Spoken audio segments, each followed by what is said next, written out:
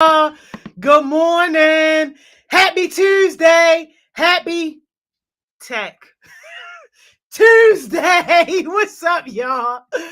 I hope somebody came to have a good time today, y'all. I hope somebody came to have fun at work today. Y'all already know we can't even get into it without getting our favorite on here, yo. Let's get our favorite on here, yo. Good morning, y'all. Oh, good morning, Heartbeats. Good morning, Miss Jody. Good morning. Hey, Miss Savone. What's up? I gotta get the earphone out. AirPod out because I gotta tell you something. It's not even 1 minute into the session. It's not even 1 minute, and I gotta tell you something, Miss Simone. Okay, I'm ready. Come on, Heartbeats, y'all ready? I just got off the phone. You know the gala in New York, hosted by Dougie Fresh. Shorty gonna be there. Shanti's gonna be there. Chuck D gonna be there. Okay, Chuck D. Y'all don't know about him. Run DMC gonna be there. What? And you know they honoring yours truly. The one and only. Come on. And yo, they just increased the number of heartbeats that I can bring, yo. At first, it was just a small number. Because you know the table's like 30,000, Miss Simone. Wait, $30,000 to sit at the table? For a table, yeah. Does it fly? Nah. Oh, okay. Nah. Heavy hitters. Yo, the travel is included, so you know we're gonna get a nice little coach bus. The hotel is included, so we're gonna be in a nice little spot in New York, yo. The food is included. Yo, can you hear me screaming? Track star, make sure I got that list I told you about at first. And then, we're going to be able to bring a couple more. Miss Jody, I had to tell you that, yo. I had to tell because, thank you for this good news on this Tuesday. Okay. Yo, blessing on top of blessing on top of blessing, yo. That is going to be so amazing. Y'all are going to have such a good trip, good vibes, get to meet good people, get to see you be honored for the public health work that you do. Did you ever think you would even get into public health? Never even knew what public health was. That's what I'm saying. Just somebody from Hopkins asked me, well, do you want a master's in public health? I'm like, you asking me? Do I want to? Like, no, not really. I don't really even understand what it is. But now I have a clear understanding of what public health is. And I'm like, yes, this is very much public health work. And why isn't gun violence considered like a major epidemic? Hello, that's a whole nother story. But this is why we do it. I'm so happy, Miss Joy, because I know the heartbeats are gonna have a great experience. This is why we do it, y'all. So y'all can go have these experiences early, show your leadership early, so they already know. Look, Miss Joni's paving the way for the rest of y'all to be honored, to sit at these tables, to get these experiences, to network, to celebrate. To truly, truly celebrate, y'all. Work hard, play hard, and celebrate. Oh, congratulations. I'm super excited, y'all. I'm super excited. Heartbeats take over New York. Okay. Take it over, yo. Yes, yo. And on that note, Khalid, you got to tell me who was in my top spot, yo. Oh, I thought it was Khalid. It wasn't Khalid. Okay. No, but Khalid, no. But Khalid, no, because me and Khalid here, yo. So why Khalid getting that together for me, yo? Thank you, Khalid. I saw where y'all at. Good morning to you. Good morning, yo. The iconic ones in the building. Good morning, yo. Good morning. Hey, young rising leaders, where y'all at, yo? YRL, y'all up? Y'all got the bonnets off? Rip them bonnets off, yo. Good morning, yo. Good morning, yo. Chosen generation, where y'all at? Good morning, yo. Good morning. Good morning, yo. How y'all feeling? Hey, Team Parsons. Hey, percolator. Percolator. Where y'all at, y'all? Good morning. Team Parsons in the building, yo. Where y'all at, yo? Breezy, I'm currently ripping my bonnet up. Breezy like this right now, yo. Breezy like this right now, yo. Get it off, yo. Woo! Rip the bonnets off, yo. She loves it. Breezy got the embroidered bonnet too from Miss Gabby. You already lift it off first. Shout out. You already, yo. Hey, yo. Them chatnies. Always. Them chatnies getting ready, yo. Them chatnies on the rise. Good morning, y'all. Where y'all at, yo? Good morning. Good morning. Listen. No. It's the takeover. Team takeover. Where y'all at, yo? Takeover. Yes. Good morning. Stand up, yo. Good morning, team takeover. Hey, yo. Where will we be without the visionary youngins, yo? The vision, we here, yo. Good morning, yo. I love it, yo. Good morning, yo. Team Next Generation, aka Lights, Cameras, Action. Let's go.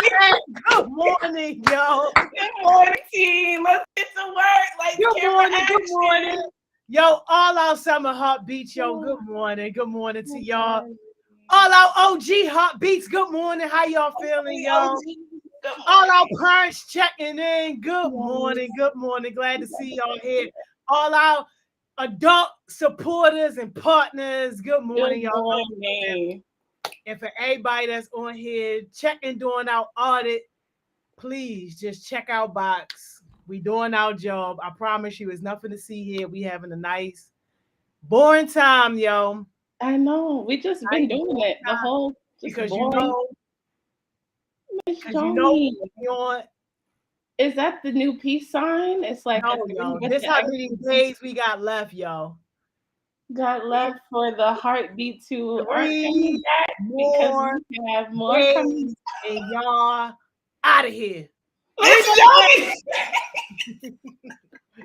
Not out of here. 3 more days, y'all out of here. If you ain't got your success by now, yo, I don't know what to tell you. 3 more days and you out. Look, unless you're gonna stay because you want to be serious about These your goals. Fly-by-nighters ain't staying nowhere, yo. This only. Okay, let's not talk These about fly-by-nighters. But yo, hold up. You got somebody new in the backyard? Miss Joni, new heartbeats are trying to step up. Don't sleep on them. No way. Don't sleep on them. Clear the way, y'all. We got a new heartbeat coming on, y'all. Hang on. Is this Monet, yo? Monet, good morning. Monet, what's up? Hold up. And you brought some old heat with you. You brought an oldie but goodie out the joint. Hold on, yo. It's Amaya. People don't even know we got 2 Amayas. This the original Amaya, yo. This the OG Amaya. This is the OG. Reality. This is the one. Come on. Yes, yo. Reality. Y'all don't know.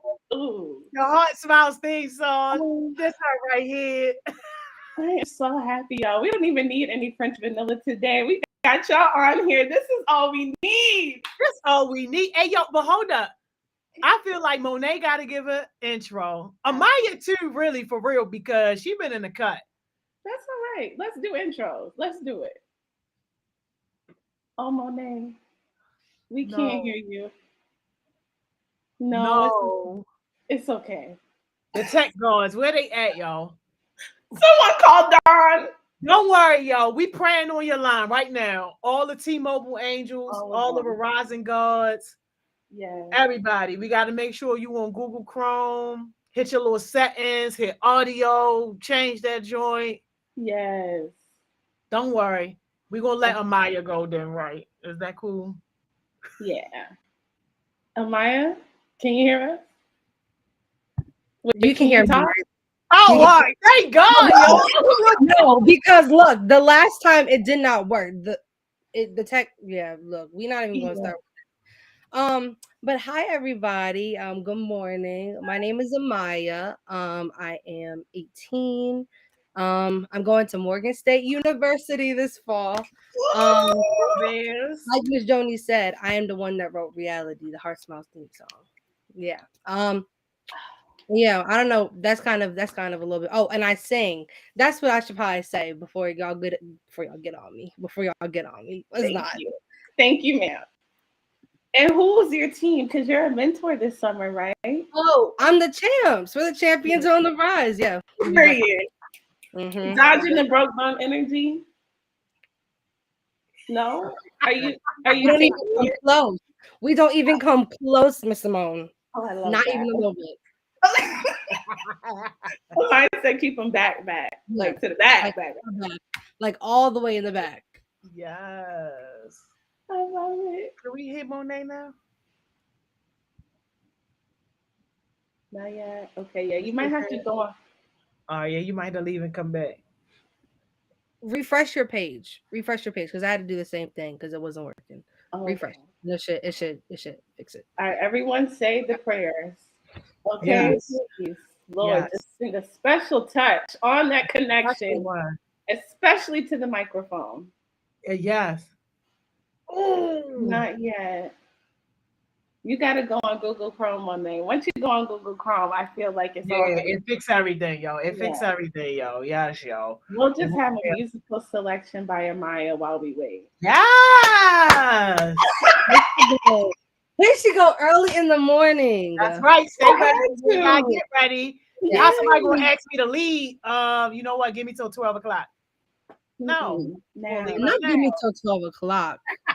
Because you know they don't want me singing. Lord, I didn't sing too much. I heard Miss Simone hitting them notes yesterday, though.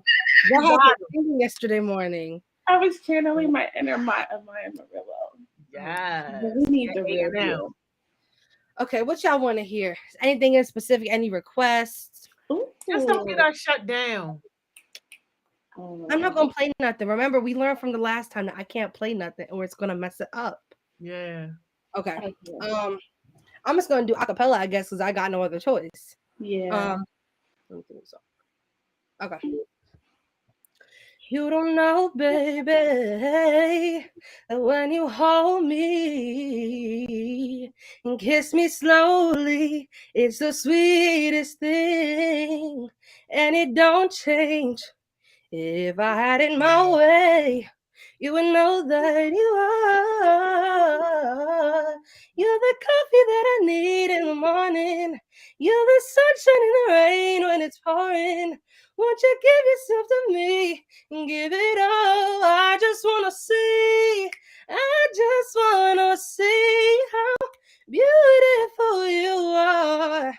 You know that I see it. I know you're a star. That's all I'm giving y'all this morning. Yes.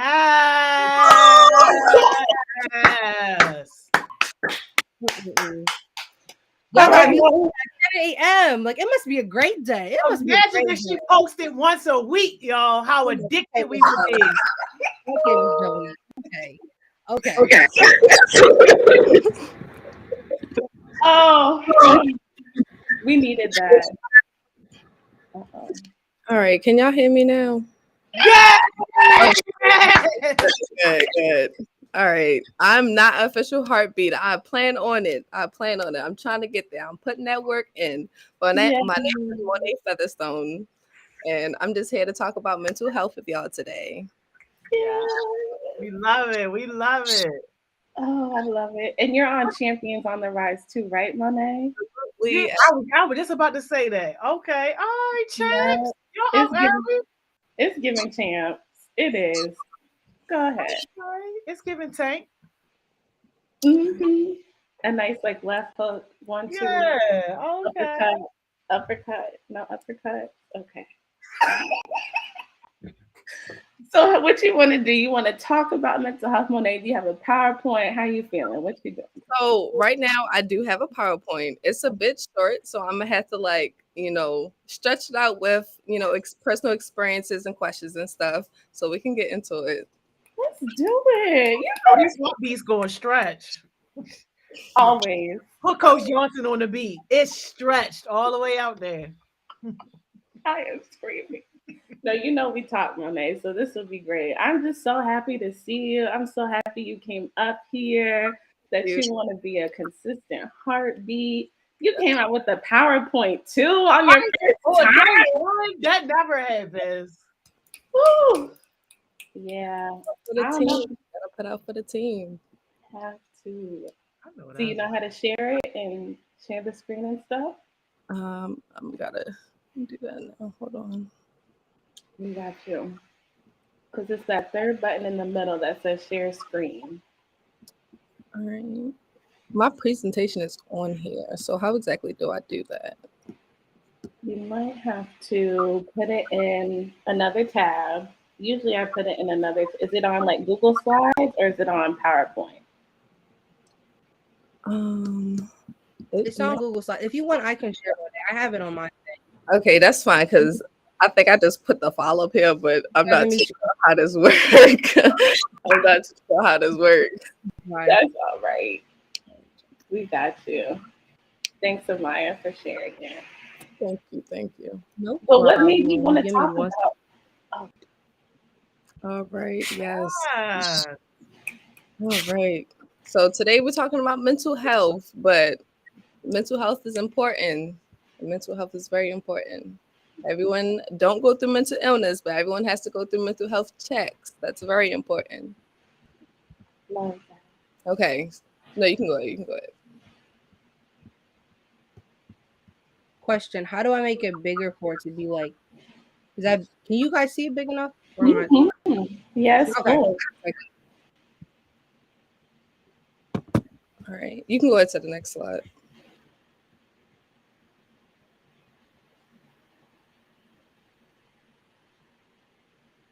We can't hear you. You can't hear me? No, we can hear you. I was about to say, you can go ahead to the next slide. Okay. All right. So to start, obviously mental health has multiple conversations behind it. But the main one we should be talking about is stigmas regarding mental health. When people have mental illnesses, everyone deal with it differently. Everyone cope differently. But when it comes to society and other people taking it from others, it's always something negative behind it. So, which are stigmas. For anyone that don't know what stigmas are a mark of disgrace associated with particular circumstances, quality, or a person. Stigmas often comes from a lack of understanding or fear, an accurate or misleading media representation of mental health, mental illness contribute to both of those factors. So when someone tells you that, when someone have the strength, let's not forget that when someone has the strength to open up to you and tell you that they're suffering with mental illness or they're having a hard time taking care of their mental health, you should applaud them. Everyone can't do that. So instead of saying that it's controllable, which is a stigma, calling the person crazy for whatever they're suffering from, or the main one that bothers me the most is saying that someone is faking it. You cannot tell when someone's faking a mental illness. Yeah. It's hard to tell. Everyone deals with stuff differently. Everyone comes out differently. So it can make a person not want to come out or not want to speak about their issues when you push them to the side like that. Lastly, it sucks for people to think this way, but I'll lose my job if they know I have anxiety or depression. No one should feel like they can't go to work and do their job or get help because of the simple fact they're suffering for something that should be normal. Everyone has problems. Everyone goes through something. Everyone should learn how to be there for each other. That's the number one thing that society need to learn. You can go ahead to the next slide. Oh, I'm sorry. Do anyone have anything to add or any questions? You preaching. Yeah, I just wanted to scream because this is on point. But I'll say, let me not scream. I'll scream later, but just know this is fire. No, it really is. It's very important. This is like a very important discussion, especially with young people. Yes. On to the next slide, because that makes the difference as well. Mm-hmm. In different communities, age, gender, race, culture, it's different for everyone. Everyone will not get the same type of help or resources that they need because of the things that make them different, such as race, culture, and age. Race and culture. In Black and white communities, the way mental health is viewed publicly is very different. Someone who is Caucasian and can commit a crime can be pronounced as a mental breakdown, while someone who is African American commit the same crime and be seen as a thug or just acting out. We see it all over the media. We're not going to pretend like we don't know. We absolutely know that there's a huge difference between Black mental health and white mental health. It's treated differently. They're given the excuse of a mental health breakdown, needing help. Oh, they can go to a psychiatric ward for their consequences, but we get treated like animals, literally. For age, adults may treat younger children about 12, 11. That's when they usually tap into that type of mental mindset. And for adults, an adult may push a child to the side. They might not take it too seriously, but I mean, the same thing can happen with teenagers too. They do the same thing with teenagers. For adults, they more so seem to be able to talk to each other about it, or they won't put it up as a mental illness, but they'll talk about how they have some type of issues going on and everything. Reading age. A lot of time, children outlook their own mental illness isn't taken seriously. If a child says they don't like waking up in the morning and show signs of depression, they are told they are too young to make sense of their emotions. One thing I used to hate when my mother did back then is be like, oh, you have a roof over your head. I do everything for you. I provide for you. Although that's what you're supposed to do. I didn't ask to be here. I'm very appreciative. I'm very appreciative. That's my job. I'm supposed to be that, appreciative child for what my mother choose to do for me. But if I'm not waking up and feeling like the best myself I can be, that has nothing to do with what you provide for me and everything. That just has something to do with myself. I just need that type of help. I just need that type of reach, that type of resources. If I come to you and I tell you that I'm feeling down and everything, it don't have nothing to do with what type of parent you are, what you're doing for me. A child is supposed to be appreciative. That's the number one thing they're supposed to do. But if a child is coming to you, for the parents out there listening, if your child is coming to you, please listen to them. Because if you wait to the last minute, it will be too late. That's the sad thing about it. You can go on. Anyone have anything to say? I saw that wild card, Miss Jody. I saw that. He's preaching. Get the organ, Miss Joni. Get the Monet. What? You've been hiding this whole time? All this on it. Look, she had to take us on the last week out with the bang. I'm telling you. Save the best for last. That's what they say, right? Period. Period. Because it's giving best. What? I don't even want to say anything. I just want to keep hearing you talk. This is so good. So good. But I will say some more stuff, but you keep going. It's the Monet train. Go ahead. Thank you. You can go to the next slide. All right. This is the most important. This whole slide is important. Please don't get me wrong.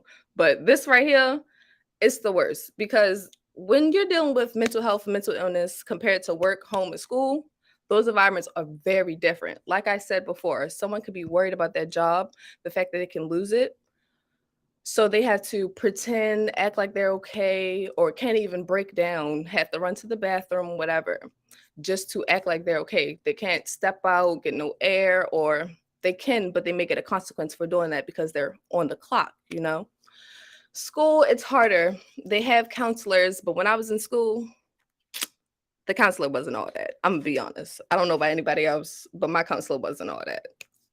We didn't talk about mental health that often, and I feel like schools definitely should tap into that. It's very important. So compared to home, work, and school, at home, you can be by yourself. You can deal with it on your own. At school, you have to worry about school and work. You have to worry about other people in your business, or other people asking you, hey, are you sure you want to be here? You want to go out? Or the worst thing, your boss coming to you and telling you, you need to pull it together. That's not very helpful. That's just going to make someone feel worse. Honestly, if my boss was to come up to me telling me that I need to pull it together, get it together, you're making an embarrassment of the company and stuff like that, it's not a safe and healthy environment. Work in school should always be open hands for illness or mental health. We should have mental health check days for humans, everyone. It's important. Everyone go through something. It's sadly, I want to say it's mandatory, but at this point, everyone goes through something. Uphill, downhill, everyone deals with it differently. Anything?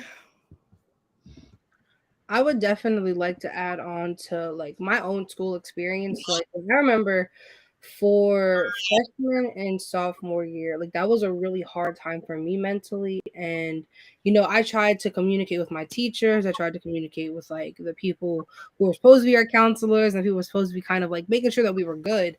And like no one was doing anything. I tried to express to them like, I don't know why I feel how I feel. I'm trying to figure it out. And I'm like on top of school.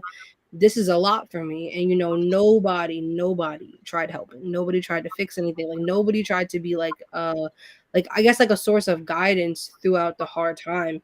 And it really took a toll on like my grades and I was falling behind in school and it was just so much happening like in school, outside of school that it became very overwhelming for me. And then at a certain point, I kind of just like threw my hands up and I was like, I give up because like no one's helping me, no one's there for me, and I feel like I'm doing it on my own. And I was like sinking and sinking, and I definitely would say that we need some kind of like resources, like more like resources and people who know what they're doing when it comes to mental health, when it comes to youth, like to actually help out during those tough times when the places that people send their kids to for 8 hours every day of the week, they're going to some place where it's not really a safe space for them to get that guidance when it comes to having like mental breakdowns or like having anxiety, having depression, because teachers just look at it like, well, you're lazy, you're not doing your work, and you have no idea what is going on with that child. You have no idea what they're dealing with outside of the school building that you're telling them. Like there's people I know people that I went to school with that like had nowhere to live. And they will come to school and the teachers will get on them like, why is your homework not done? Why is this not done? Why are you not understanding what we're going over? And I'm looking at this teacher like, you have no idea what this person is really dealing with outside of the school building. And it's crazy because that's just, it's so like, I feel like the way that teachers treat students and not knowing the background is so normalized now because kind of like we just deal with it and it's like, okay, this is just what happens. And we need to change the narrative completely. I don't know if they need to add like a new counseling section specifically for mental health or add like a class, but I've literally seen that happen in high school. One of my friends literally was back and forth from home. Their parents wasn't, being a good parent and they couldn't get stuff done. Literally had a run in with bad grades. They almost thought they weren't going to graduate. That's how it was my 12th grade year. My family didn't talk much about going to college until my 11th, 12th grade year. So literally 12th grade, running around, ripping around, trying to do what I can, see what I can do, get scholarships and all this. I'm literally overwhelmed. My mother wasn't helping much. She was just fussing at me because I needed to go to college, and I'm literally trying to pull myself together while I'm doing all these 12th grade senior projects and all this other stuff.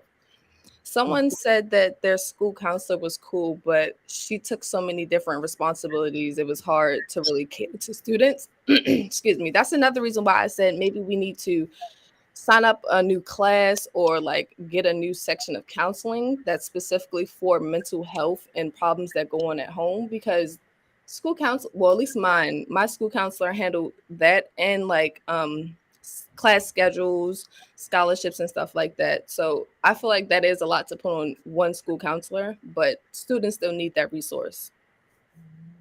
Yeah, I think for my school, we kind of had like the same situation. Like my school counselor was like, she was okay, but she tried to take on the role of handling all of our like school activities on top of, all the senior and sophomore, like, no, not the senior sophomores, the seniors and the juniors, making sure we were set up for college on top of trying to make sure we were okay mentally, and it just didn't work out at all.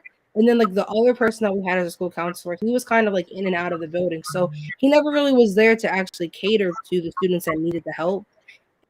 And it doesn't really set up students in a good space or somewhere where they feel like they're actually a priority. And I feel like that's a big thing, feeling like a priority. If you feel like you're a burden on these people that are supposed to be there for you, then it doesn't really help anybody. Shalal also said communication has to be the key of mental health. That is true. Everybody say that communication is the key to everything, but comprehension is listening is really important, because I could be telling you what I'm going through. I could be taking my time out to communicate with you. But if you're not listening, if you're not trying to hear me out, nothing is going to get done. I'm literally going to be speaking. I'm going to be feeling like no one is here for me. I'm going to be dealing with everything by myself.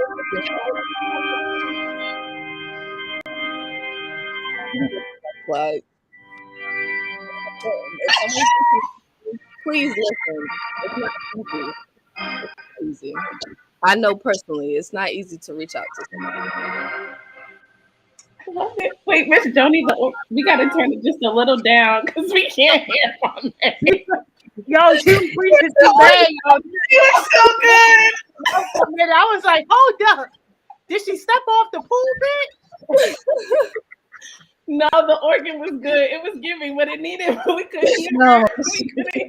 I was literally thinking, like, what? I thought it was from my computer. I was like, whoa, where's that? And then I called on, and I was like, this Miss Joni playing. Look, Miss Joni, here you go. Early in the morning. She was preaching, y'all. She was preaching. It's very healing up here today, y'all. Thank you for bringing this healing energy, for speaking your truth, for bringing it to light, because all the things that we're saying are so true and so important. And all I can think about is, how do we fix it? I'm trying to think about at least 5 people I know that I can send it to, that I know have some power and influence, because they need to hear what y'all are saying. Like, this stuff is real, and y'all deserve the support. And yeah, on behalf of some adults, I apologize, because we got to do better. We got to do better. This period.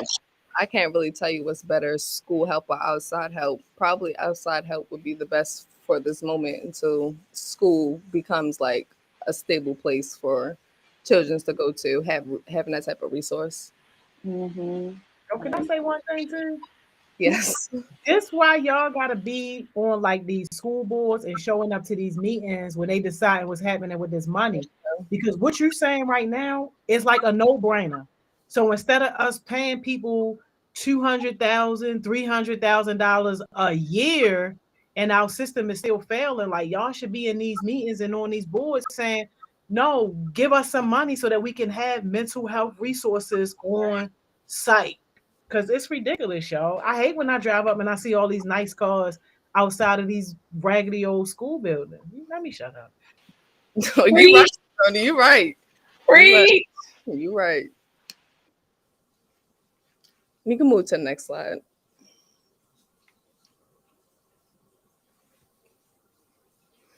All right. Self-diagnosing. I don't understand how people are comfortable with just throwing any type of mental illness on them, because if anything, you wouldn't want it, because you can suffer a lot from it. Of the simple fact you're not getting enough help, or you can't find the right resources, it can be a problem for yourself.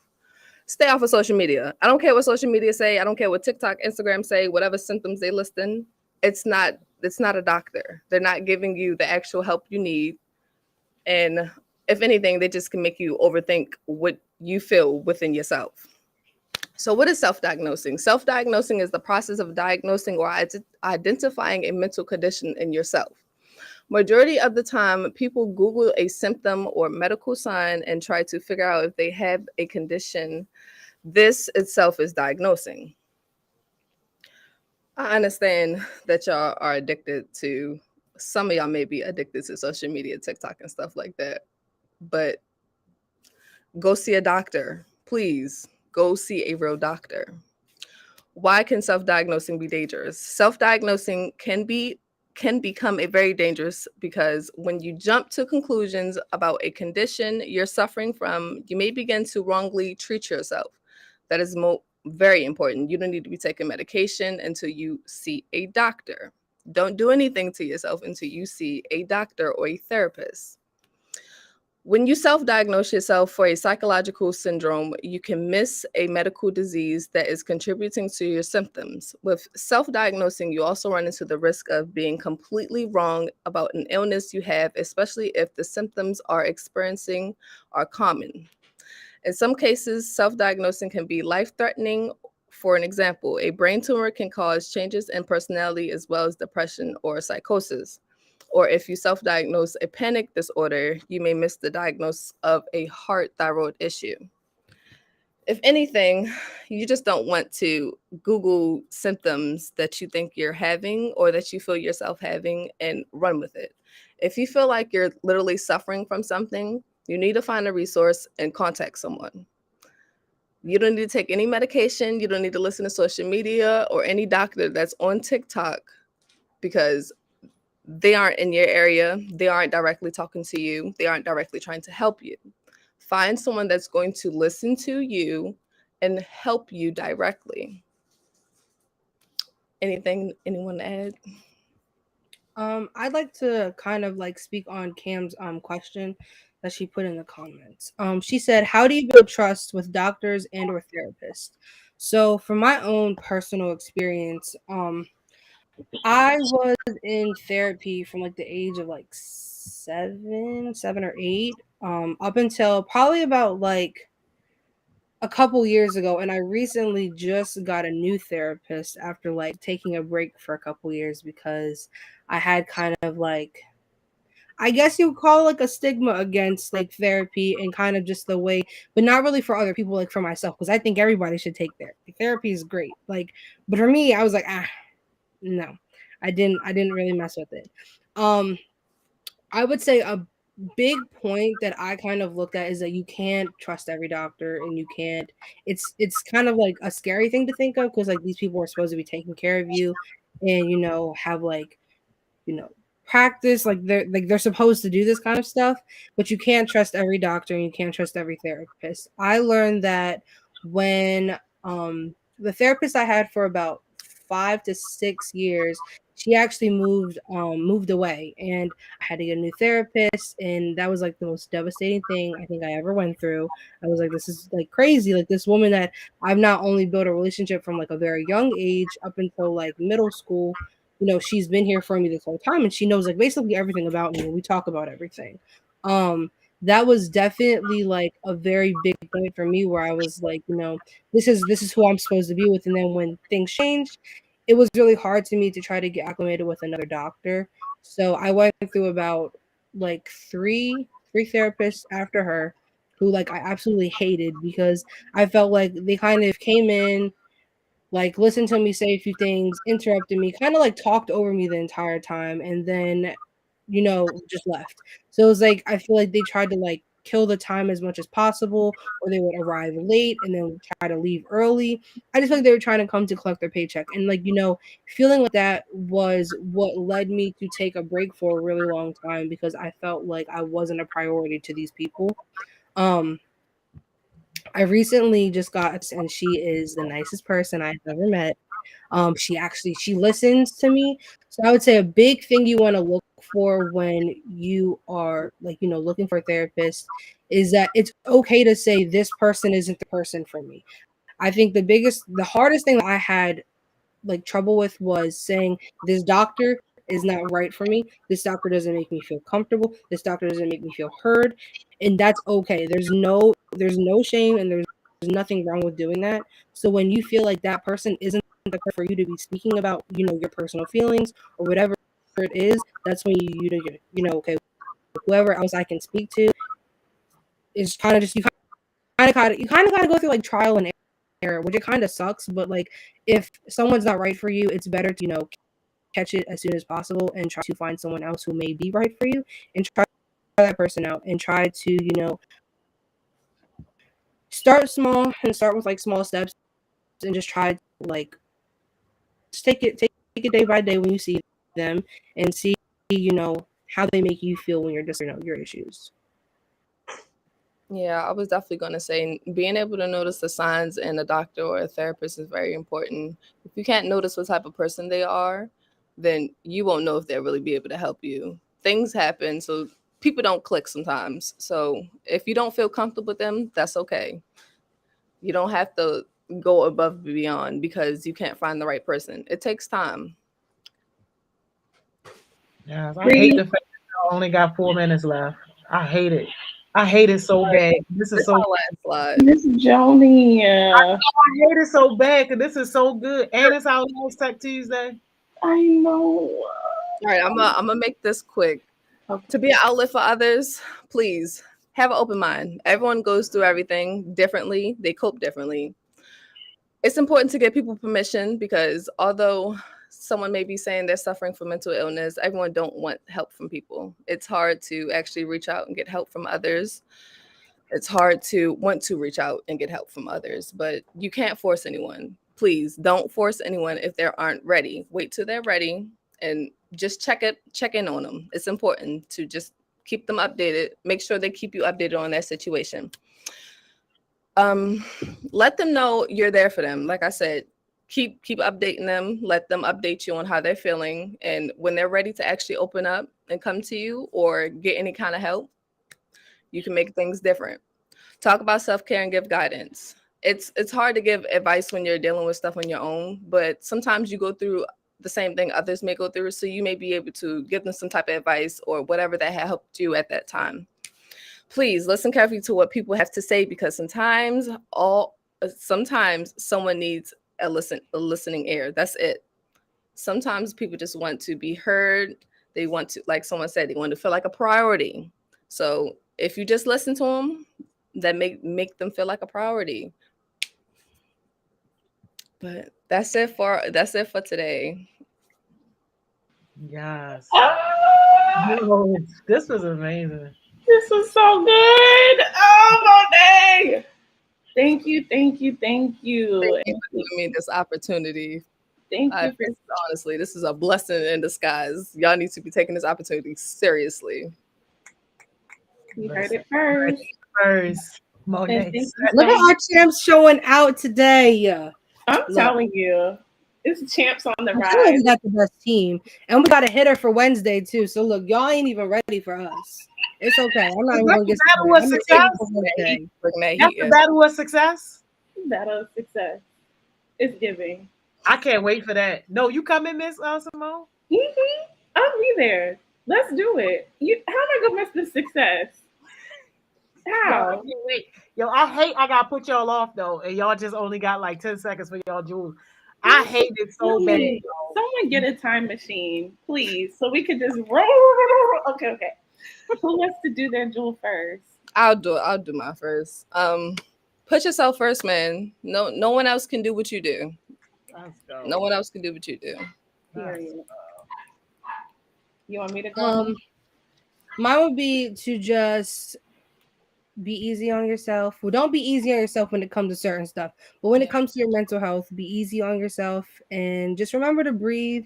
And when you feel like you're getting overwhelmed or you're feeling like, things are getting a little too much, take that time away from everyone else and just take a breather and just remind yourself that everything is going to work out. Mm. And I'm just going to say your mental health matters, and it's okay to advocate for yourself in all the ways that you need to because y'all matter. All right, y'all. This is so good. I love y'all. Yo, get y'all on the school board so y'all can implement this stuff. I love it. Thank y'all, yo. This was great. Thank you. Thank you so much. Goodbye. All right, y'all. Fire. All fire. Them champions on the rise came out swinging this morning, didn't they, yo? Heavy hitter, and we didn't even know it was a heavy hitter, yo. Yo, I hate the fact that we only got 3 more days to do this with y'all, yo. We only got 3 more days to do this with y'all, yo. So look, y'all already know what to do, yo. Go ahead and take your break, and I'll see you back here, yo, at 11.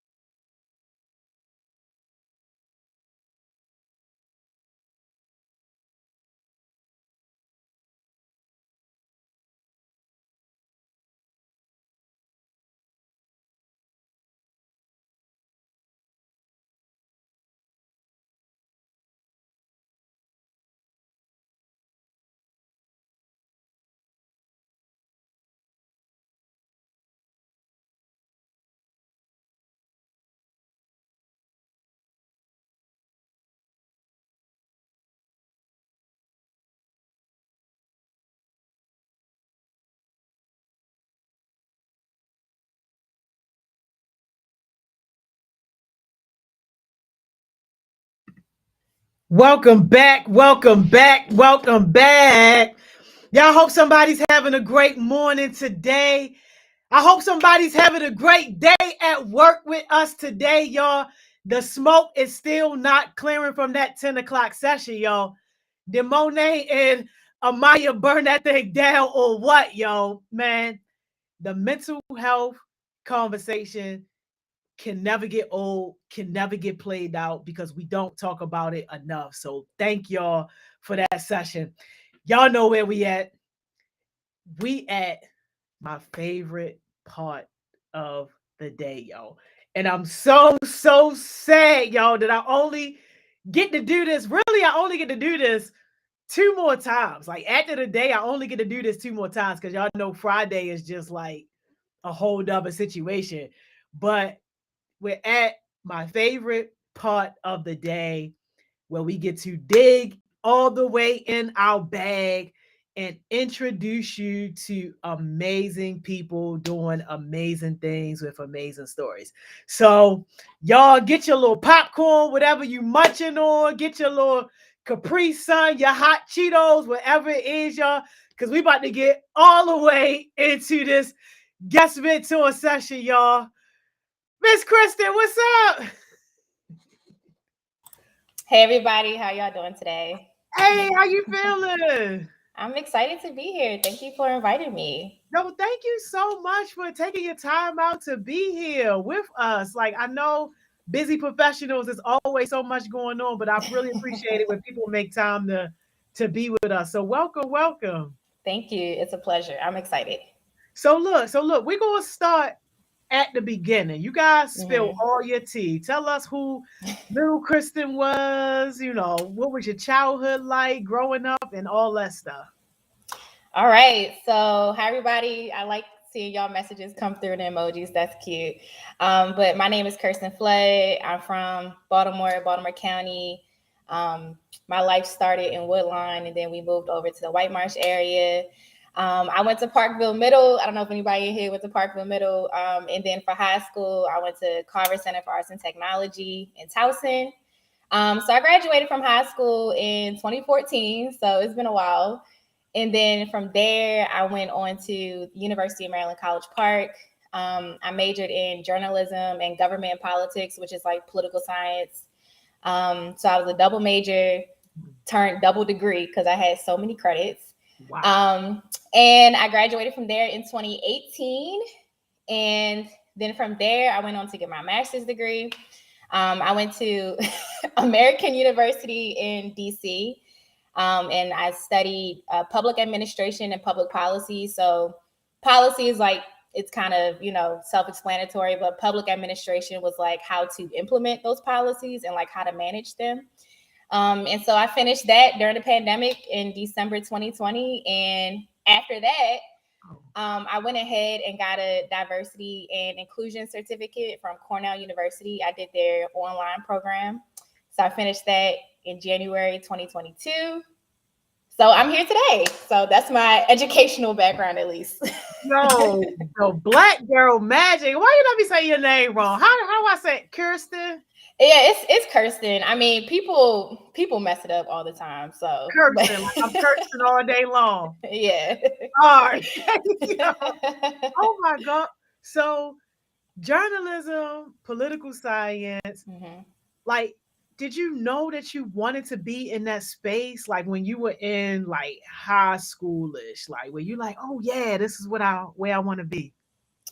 Part of me did. So when I went to Carver, it's an art school. And so my major was literary arts, which is writing. And so the track I went down was journalism. I took the journalism track because when I was in high school, I was like, I want to work for magazines. I want to like write for Vogue. I want to move to New York and all these things. But things changed and I didn't do those things.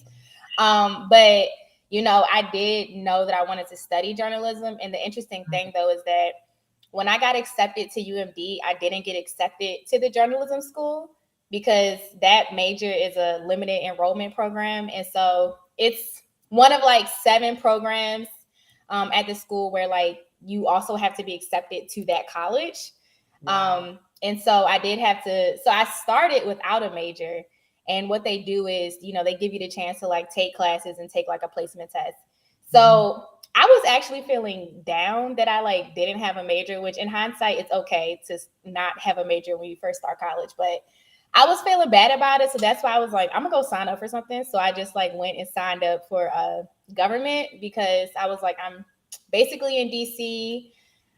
So it kind of makes sense. And then later, so spring of my freshman year, that's when I was accepted to the journalism school. So it was interesting how things happened, but one thing it taught me was, challenges obviously just pop up, and you kind of got to persevere. And sometimes you might do something you didn't really think you were going to do, but it was a good end. Oh, and I see Miss Cheryl wants me to talk about my children's book that I wrote. So I wrote a children's book. How you leave that out of the whole I honestly like magic situation? That's crazy.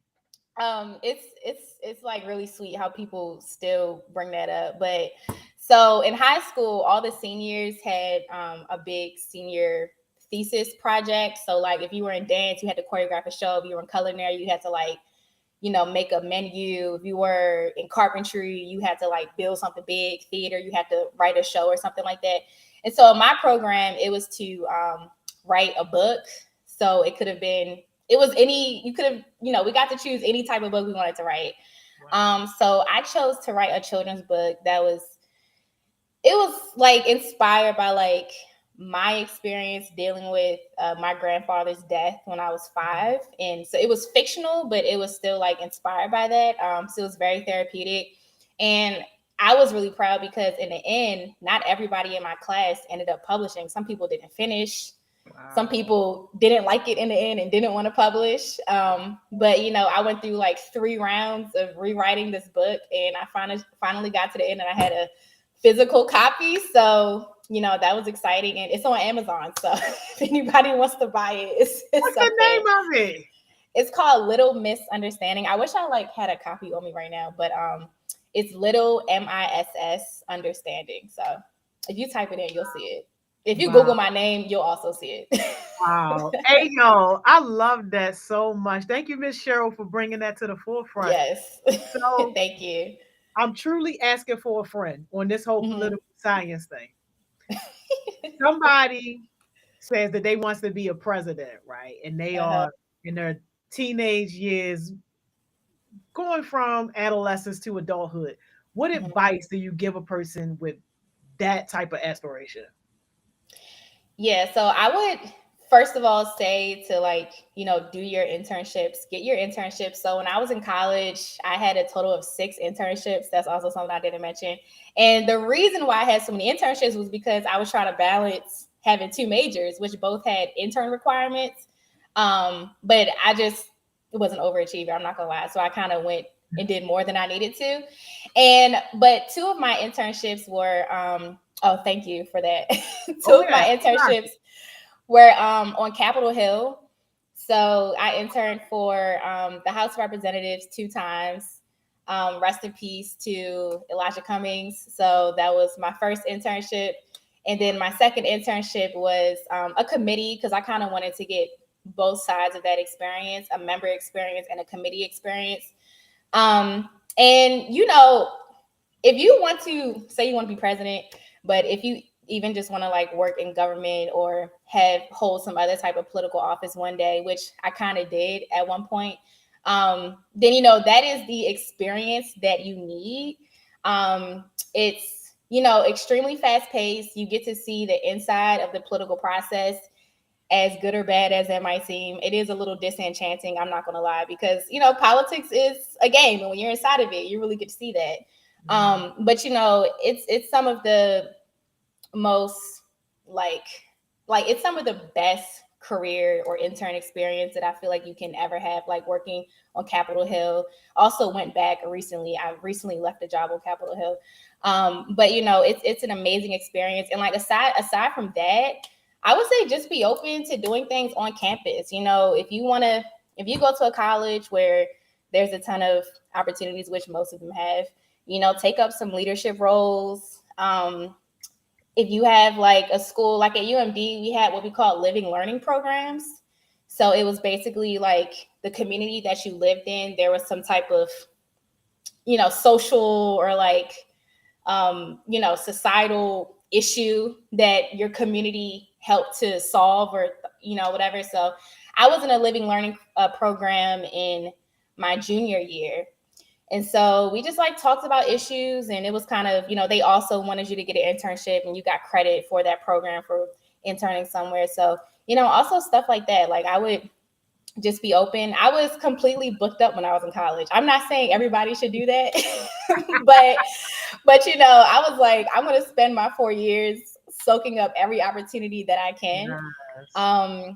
I wouldn't recommend overworking yourself, which I think I really did do in college, but I'm grateful for all the experiences that I had. So if you want to be president, you need to be a well-rounded person. So, don't say no to good opportunities. Like don't not apply to something because you don't think you'll get it.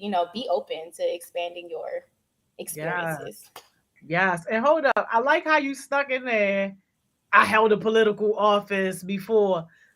Well, I wanted to. I have it. I wanted to. I had aspirations recently of doing that. No, but I did it. But I thought when I was in college that was something I wanted to do in the future. But maybe locally one day. Maybe locally, but not nationally. No. So what might change your mind? And you said you was in there on Capitol Hill a few years ago. So was you with Trump and them? No, so thank God, no. Oh my God. I'm glad I was not on the Hill during Trump's administration. It's a very like fast and stressful environment, even as an intern. So I can only imagine, what it was when he was in office. But no, I wasn't. So I interned twice, and then when I went back to the Hill recently, I was a press secretary and a digital director for a Democratic congressman.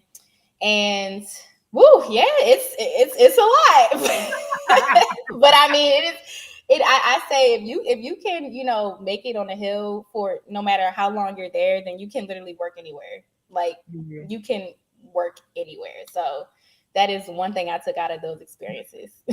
So what's like your connection to like Baltimore City? Honestly, so I grew up in Baltimore County my entire life. Now, my family, they're from over west, so my connection to the city is coming into the city. But I personally never actually lived in the city. But that's my connection. Like that's what I grew up around. Like I know how to get around it like anybody else who's from the city. I know how to navigate it like anybody else.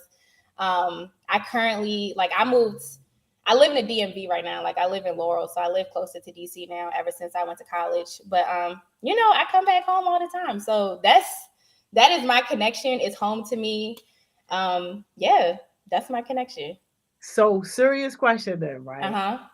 Since you know about the political stuff and all that, if you were one of our top city leaders, like what would you be doing right now when you look at like our school system that's failing us, and when you look at like just other situations that are failing young people in general? Like if you had that political power, how would you use it for Baltimore?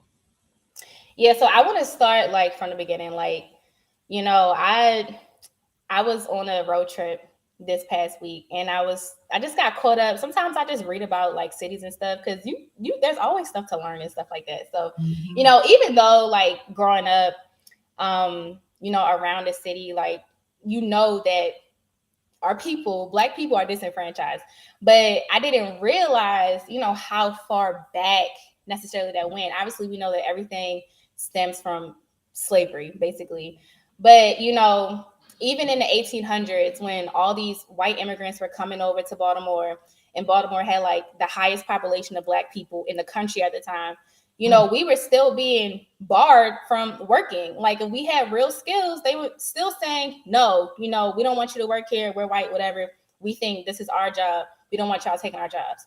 And so what happens is, and what I think a lot of, people who aren't from the city don't understand or ignore, and I think what a lot of like elected officials ignore, is that, that leads to like generations of poverty that leads to generations of disenfranchisement. Like if a white person came in 100 years ago and had the opportunity to get a job and start making money and own a house, you know, don't get me started on them making it so black people couldn't buy houses. But you know, that already gives their descendants a leg up of like 200 years. And so, you know, if I were an elected official in the city, and one thing that makes me sad, like looking at Hogan and stuff, like like I can't stand Larry Hogan, but he's racist. But one thing that makes me upset is like people always focus on like what they see. Like you think, you know, they tend to assume, oh, people don't want to get jobs, or people don't want to, you know, do better, or people don't want to go to better schools. They assume that people don't want that. No, people do want that. But if you have chosen to neglect them for 200 years, how are they supposed to do that themselves? Like we need social support. And so one thing that I would do, obviously we need to fund the schools. So that's first of all. You know, I went to school in the county, and I'm not saying that every county school is even equally funded or whatever, but it's a huge disparity between like the county schools and the city schools. Like we know that. So obviously funding the schools, and with this whole issue with the squeegee boys the past week and the white man getting out the car and swinging a bat and stuff like that, you know, so he got real disrespectful real fast. But you know, you have people online in these comments on like Baltimore Sun and stuff talking about, well, you know, they shouldn't be outside anyway. They're being dangerous. No, they shouldn't be doing this. I'm like, this is a means of them getting money a legal way to either support themselves or support their families. Like if y'all don't want the squeegee boys out trying to, you know, clean your windshield, then help them get some jobs. Like help them. Like there should be more like youth employment programs. Like if it's such a huge problem to y'all, like what are you going to do about it? It's not that, you know. And I saw this interview where this little boy, who he was either one of the boys who was with that boy, the squeegee boy, or he was just another squeegee boy. But he was talking about like, you know, people say we should go get another job somewhere else. And it's like, where are the jobs? Like, you know what I'm saying? Like the thing is, people are never in these situations because they necessarily want to be, but where is the support for them to do something else? Like we need jobs, not just for kids, for the parents. Like we need extracurricular activities for the kids. We need better education systems for the kids, you know, so then we can start moving forward. But the thing is about Baltimore, which is sad to me because, you know, this is like the biggest city in Maryland. The thing that's sad is just how it's neglected. And a lot of it comes back to racism. And like I can talk about this forever because, you know, I have a critique about everything, but I just feel like nobody, and this happens in a lot of like inner cities too, is that like nobody is tackling the root cause. Like this has been generations of disenfranchisement. How are you going to fix it? Like I know we can't go back 200 years ago, but like, what are you going to do now to help this generation and the generations to come? Like, don't just leave them hanging and then look at them stupid when it's like, oh, well, why are you doing that? Or why'd you do that? What else are they supposed to do? You know, like we need to create an environment where people can thrive. And if you continue to not do that, then people get stuck. So, you know, to me, it comes down to root causes, and that's locally and nationally, which, you know, for Black people, period, nobody seems to want to address because of racism. Because of racism. Yeah. I can't go on forever about that because it's just, you know, it's disgusting to me. Like I hate it. I absolutely hate it. So if I were in office, you know, that would be one thing that I would try to do. And a lot of it starts with funding. Like people choose to cut Baltimore City out of a lot of funding. I mean, Larry Hogan has done it multiple times. Like you choose to cut us out of funding. And, you know, cash rules everything in this country. Like you need money to actually make these things happen. And then when you don't fund it, then who's going to do it? So you can't always expect nonprofits who are also trying to get their own funding to do all the legwork for you. Like nonprofits need to also be supported by local politics and, you know, and like the state politics and national politics. Like you can't expect them to do all the legwork. So you're deep in the pulpit now, yo. You deep in there. We love it. No, thank you for that question. So stay right in that pulpit because now I really want you to talk to people who are unsure about like what they want to do and they're transitioning into adulthood. And it's like, I don't really know if college for me, not really interested in a trade. I'm just gonna kind of hang out after graduation. Like, what would you say to those young people? Well, first of all, one thing, so I'm 25 now, and one thing that I learned since I graduated high school when I was 17 is that one, it's okay to change your mind. Like, and it's also okay to be flexible when circumstances kind of force you to go in a different direction. Like when I didn't get accepted to the journalism school at first, you know, it kind of forced me to think a little differently than I had before. So I would say, you know, if you don't necessarily know what you want to do immediately after high school, and you might be like, well, I don't want to just go to college and maybe waste money or like waste my time. Like take a year to do something, to consider something seriously. And this is something that, you know, I've even talked about with my fiance. I'm like, yeah, when we have kids and we have a child who is really passionate about something and thinks, you know, maybe I can seriously pursue this, you know, I'm gonna give them a year, take it seriously and show me that you can do it before you need to get this degree and like try it out. And if it doesn't work out, then we can talk about you needing to go to school. But, you know, I would say don't just use that year to like do nothing or, you know, not explore things that you're interested in. Like take that year to really make a plan and say, okay, this is where I want to be in 3 months, 6 months, whatever. And for those who do want to go to college immediately after high school, people who might be about to apply right now, like it's almost November. So applications are going to start, you know, going out soon. Like if you don't get accepted to your major, like it's okay. It's not the end of the world. Jesus Christ, people change their majors so many times in college to the point where the college is like, listen, if you need to decide, okay? But I'm saying like if that is going to be your path, it's like not the end of the world. And also like give yourself time to like explore different things. So one thing about me, I've kind of always viewed my life as like a checklist, which is good in a way because I kind of do things I want to do, but it also limits my flexibility in the moment. I'm like, well, why would I do that? I already told myself I was going to do this. And so that's what happened when I ended up applying to grad school. So I was originally going to go to law school and I decided I don't want to go to law school no more. So I just went to grad school. And I went immediately after college and I majored in a program that now I probably wouldn't have majored in because of where my career is going. And you know, it's different than where I thought that I was, where I thought I wanted to be back then. So I applied to grad school in 2018. I started in 2018, 2 months after I graduated college. And so I gave myself no time to explore anything else.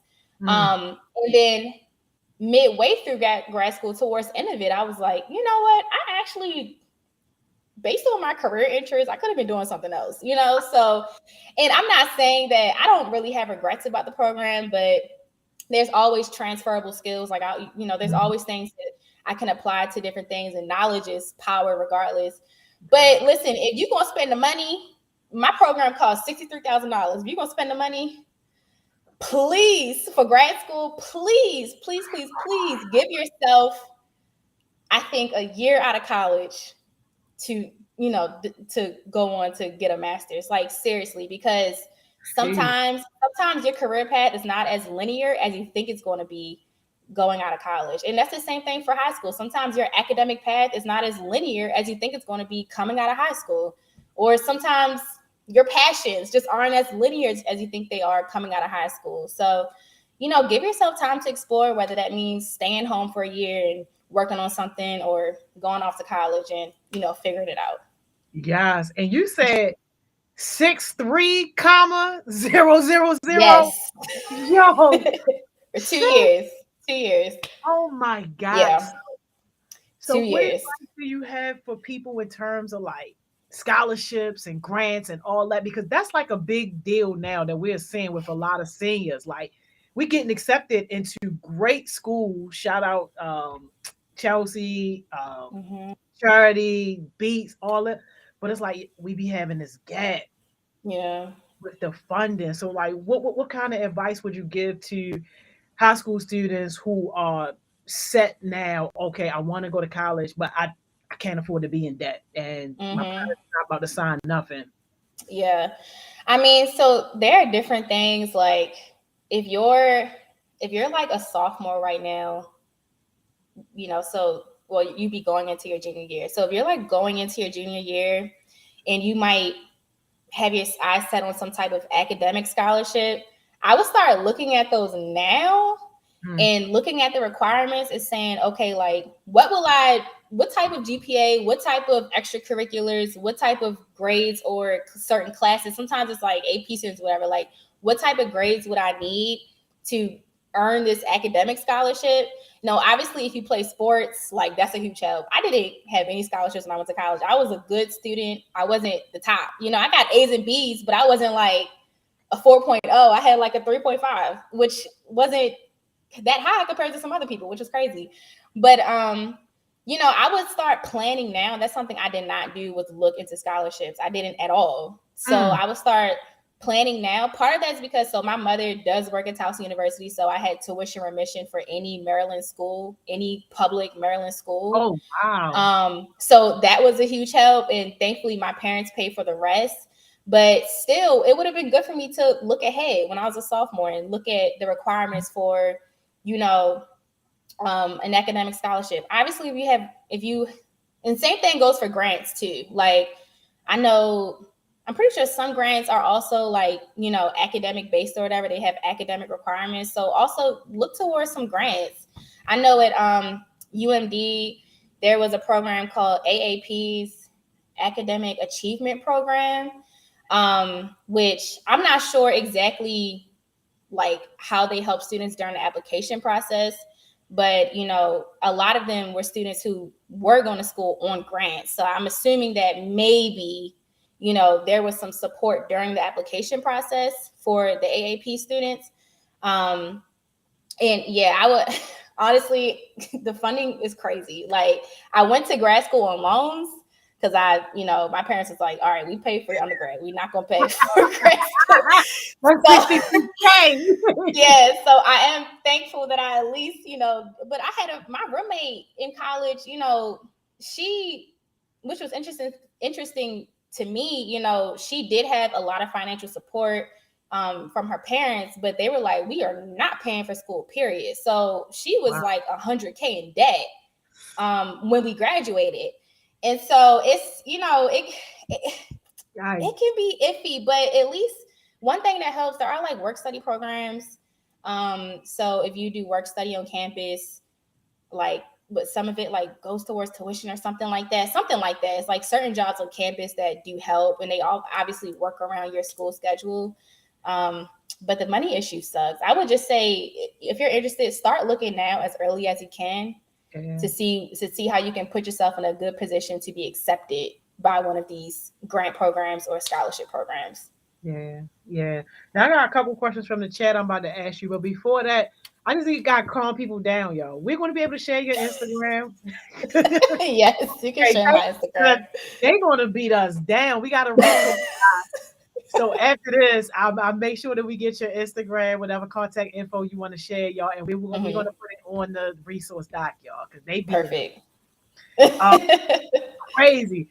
Jada wants to know, what are some steps that I could take to get myself into this scene? Scene like what exactly? What do you think? This political science era. Remember when I was trying to be like a Negro about somebody that want to be president? Got you. Yeah. So, you know, the first thing I would say before you even step out off campus and get internships and whatnot, like start on campus. Like, what if they're not in college yet? Well, then, you know, you're part of a nonprofit organization right here. Like maybe try to be elected to some type of positions. Like there are always ways like that, you know, any local organization, you know, just try to have some type of leadership role, because even if it's not related to politics, like you will need the leadership capabilities to do it. Like it comes down to like being able to manage and network and talk to people. Even if you work at wherever you work at, you might work at Foot Locker. Okay. Like, but that's an experience for you to learn to network with people. You might be promoted to some type of manager one day. And at the end of the day, like those are the skills you need to be elected. You need support. You need to be able to talk. You need to be able to share your ideas. So if you are not going to college or you are not in college, I would say, I have a friend who is like just super creative and super like connected and stuff. And when he and his friends get together, they just start doing stuff. Like they just like start these projects, they start these initiatives, and that's just what they do. You can do that too. Like make a name for yourself, even if it's something artistic, you know what I'm saying? Like documentaries or something like that, get out there. That's something that I wish I did more often when I was a kid, was to get out there more and be less shy, because that's what it comes down to. You need to be able to promote yourself. I had a friend in college actually who was like, I didn't know him from any organization. He was just, kind of a low-key person, but he decided he wanted to run for office. And that's what he did. He ran for like a local office in College Park. He didn't win, but but what I'm saying is like, he's not one of the people in college who like me, who were involved in a bunch of things. They were, he was just somebody who had an idea, and then like you signed up for whatever, and he just went and did it. And his friend was like his campaign manager. Yeah. I see somebody said I also need the steps for college. That's her, yeah, because she's going to college. We just not right there yet, Okay. But yeah, it starts with getting out there, and that's something I hope y'all feel more comfortable doing than I felt when I was 17, 16, 15. I was kind of shy when it came to stuff like that, but social media makes it so much easier these days. I mean, we had social media then, but y'all got TikTok and stuff now. I didn't have TikTok when I was in college. Instagram was different. All these things were different, when I was in high school, whatever. So there are so many ways you can do it from home. She gonna be the first person on your line. Her name is Jamie. She ain't shy. You gonna see. Ain't nothing shy about it. I'm not shy no more either, but I had to grow out of that. Cameron said, do you have any suggestions or trying to get into Oregon? Oregon? Yeah, I think he mean Oregon State. Like Oregon State. So I'm gonna be honest, I don't know nothing about that school, but one thing I can say is that it sounds like to me it is a public state college like UMD or like Towson or like, whatever. And so a lot of these schools now, they look at your application holistically, which means it's not just about your grades or your GPA, but it's about your involvement. If you have volunteer hours, get volunteer hours. That's important. That'll help you for a lot of stuff, even through college. They'll take into account like any AP or honors classes you have, whatever. So, but another thing that they do now that's really important, when I was in college or was applying, that was really important, is that when I started applying, there was a higher like emphasis on your essays. So when you write your personal statement, or sometimes it's a diversity statement, like say you're applying for some type of diversity scholarship, whatever, make sure that essay is good. Like that essay, the essays mean so much more. And like, you might think, oh, they're not really reading this. No, they are reading them. They're reading your essays and are looking at your application holistically, which is a good thing, because even if you don't have like the best grades, you can still get accepted because they see that you're like a person who could contribute to the campus community. That's one of the phrases that gets started on campus community. You know what I'm saying? So whether it's sports or Black Awareness Club, I was in Black Awareness Club. I did fashion shows. I had volunteer hours. I got some volunteer credits from taking Spanish, which I have no idea how I got those, but I did. I was on yearbook, things like that. That was fun, but still helps. And if y'all have questions about your essays, you can talk to me about that. They're gonna hit you up. Don't you worry. I can answer questions about your essays. You're gonna have a full inbox. You're gonna have a full inbox. So when you're thinking about people who like don't have like strong writing skills or don't feel like they are like academically fit for college, but they still would like to go to college, can you talk about like some of the other like soft skills that will help them get their foot in the door to just be noticed as like this leader that you're talking about in this person? Oh yeah, for sure. Like, so I went to college with people who were not in my same situation academically. So I came from a school that had a major. And so I was used to having like some type of focus, and also was in AP classes. So I also was used to like the work. Now I have friends who weren't like that, or they might have came to UMD with C's and stuff like that, and so it was a struggle for them when it came to like the writing and stuff, but they excelled in other areas. Like, I mean, first of all, I will say this: writing is fundamental. You don't have to be excellent at it, but you do have to be good enough. You have to be at least decent. You're going to take, unless you get AP credit, you're going to take like English 101 your freshman year, which is going to help you for the rest of your college career. But the bottom line is, you don't have to be great at writing. You also don't have to be great at speaking. But I will say this, and this goes for everybody, whether you have like the best grades or the not so good grades, like you need to make sure you develop some study skills, because study skills is where people fail, not having them. I had some friends freshman year of college who had great grades, but they had terrible study skills. So I might not have seen them the next year. Like, I'm serious.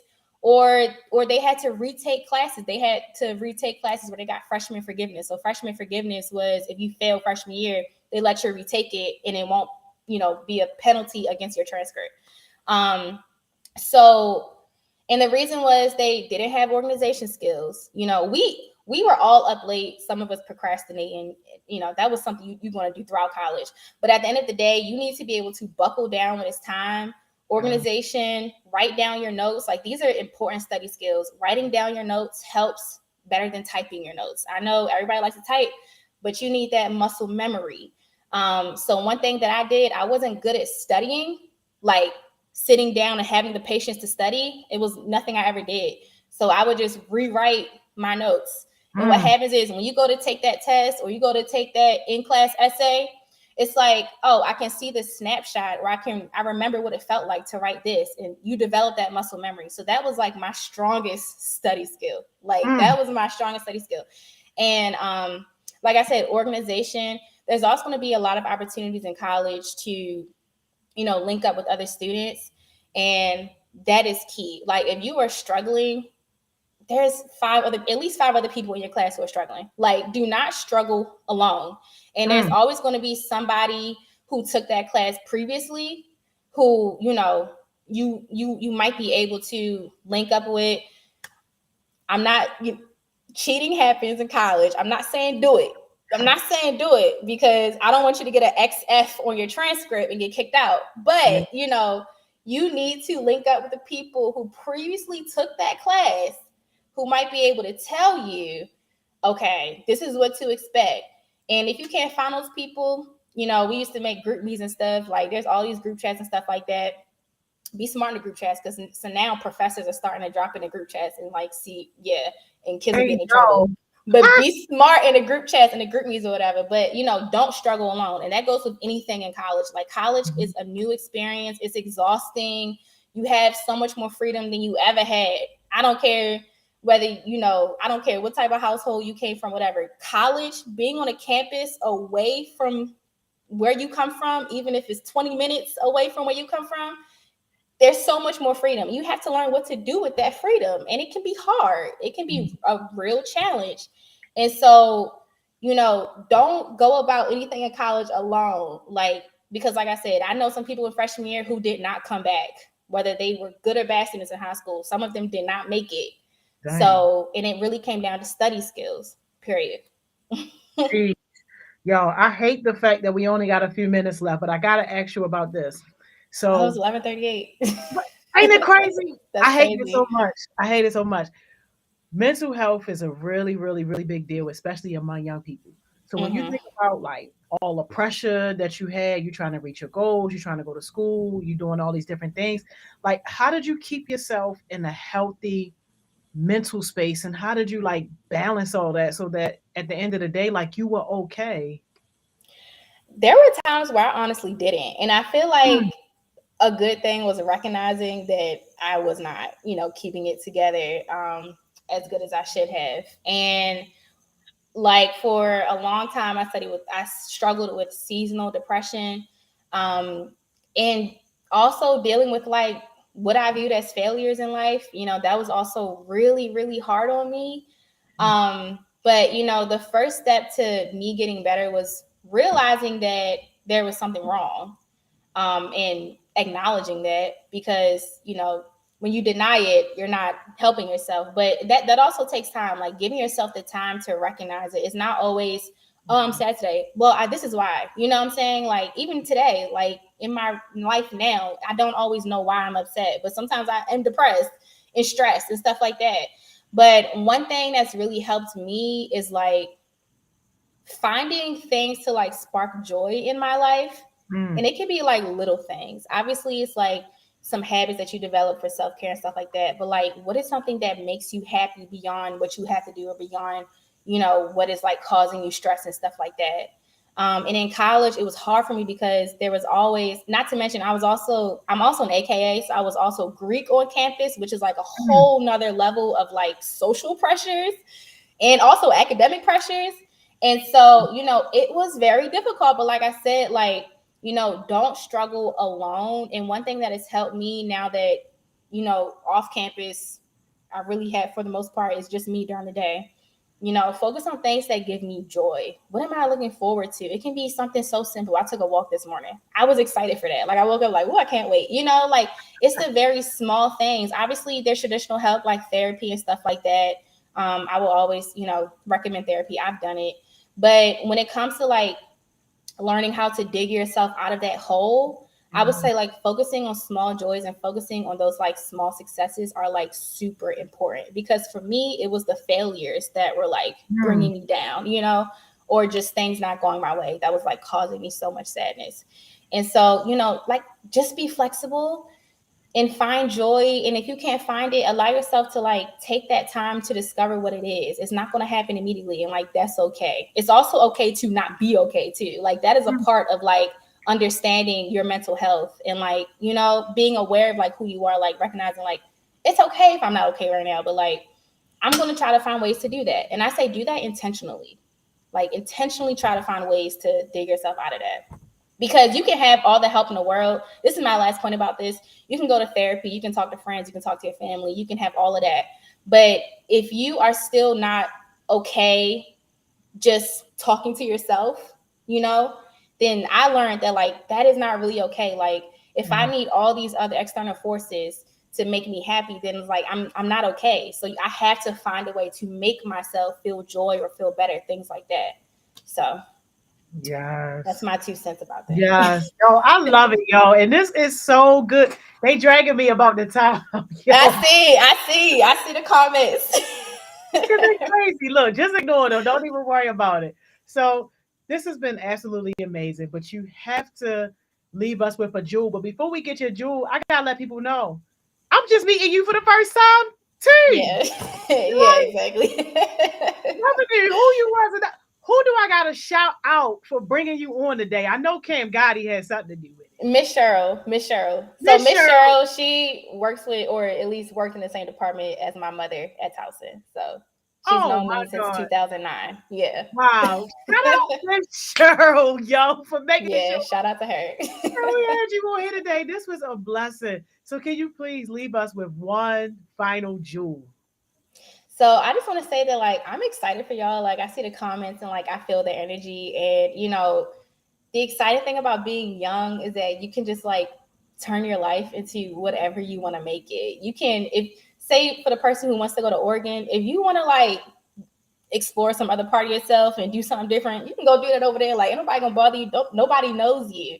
And like that's the beauty of like having this like all these years ahead of you. And like, I still have it for myself to some extent. Like I'm not as young as y'all, but I still have that too. And we all still have it. Like there is time to find yourself. You don't have to put yourself in a box and say, oh, I have to do this. I have to do this at this time. I have to do this, thing that other people want me to do. Like do things for you that you enjoy, but also be smart. Like be smart about your life, be intentional, and be happy, explore your passions. That's one thing I wish that I did more, was not be blinded by academic success and like kind of explore my passions a little bit more. But that's what I'm doing now. I'm getting back to that. But, you know, do that. Like, I'm excited for y'all. And, you know, whether you go to college or not, this is just an exciting time in your life between now and like your adulthood to like just figure out how you want to, you know, how you want your direction to go. Like, it's just really exciting. So I'm happy for y'all. And if you have any questions, you can, of course, reach out to me on Instagram, I guess, or email.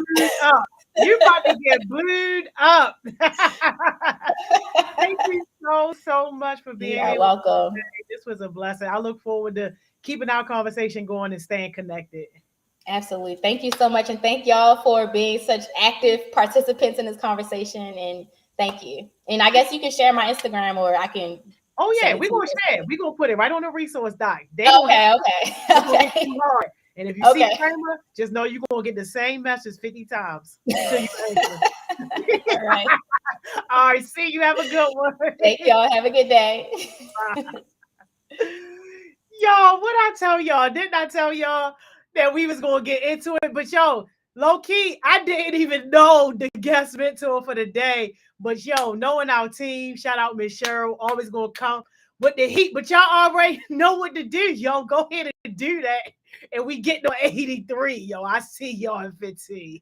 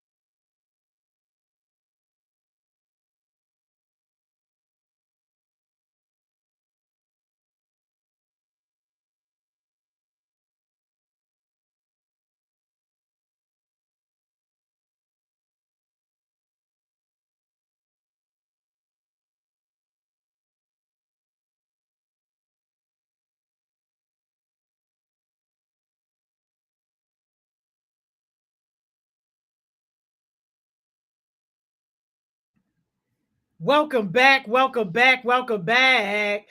Y'all hope somebody's having a great day at work with us today, yo. Guest mentor spot was super fire. And yo, just real quick, yo, a real quick pro tip before we strap on our seatbelts extra tight, yo, because y'all be dragging me about the time. Look, this is a leadership tip, real quick, yo. When you are doing interviews, one of the first things that you got to do is you got to basically time in your head like how your interviewee is responding.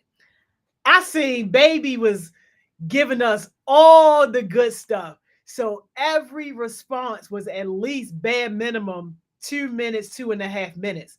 So because she was so good, especially, I did not want to cut her off mid sentence. So that's why I gave it like a good 6 minute warning. Like, dang, yo, we about to get ready to wrap up. So that way it could still feel like we was ending the conversation on a good note without being super rushed. So pro tip for people that see themselves in this position or something like it when you get there, yo. But strap it up extra tight, yo. We speeding down 83, yo. We getting all the speeding tickets. Y'all already know where we pulling up to, yo. We only got a few more times, yo. 3 more times to make this hard right, yo, and to pull up on our girl, Miss Money Mo. Hi. Hey, yo, chill, yo. How are you? How you doing? Yo, I'm good, yo. I can't complain, yo. We here, yo. We love it here so much too, yo. We do. I just don't understand. It's just never gonna sit right with me. It's just never gonna do it. Like, Listen, yo, we only got 3 more times. That's it. Remember, if you was here day one, I say, yo, we about to be at the last week. We pretty much at the last week. Everything else just a formality. And here we are. you did say that. You did say that. And here we are indeed. However, I mean, the countdown, is that really necessary? I don't think that's really an essential thing. I don't think that 3 more days to be in the ghetto. And what? we got 3 more days to be in the ghetto. All right. Anyway, I saw y'all had some good sessions today. Monet, thank you. I don't know why we're just now seeing your greatness, but Heat, right? yes.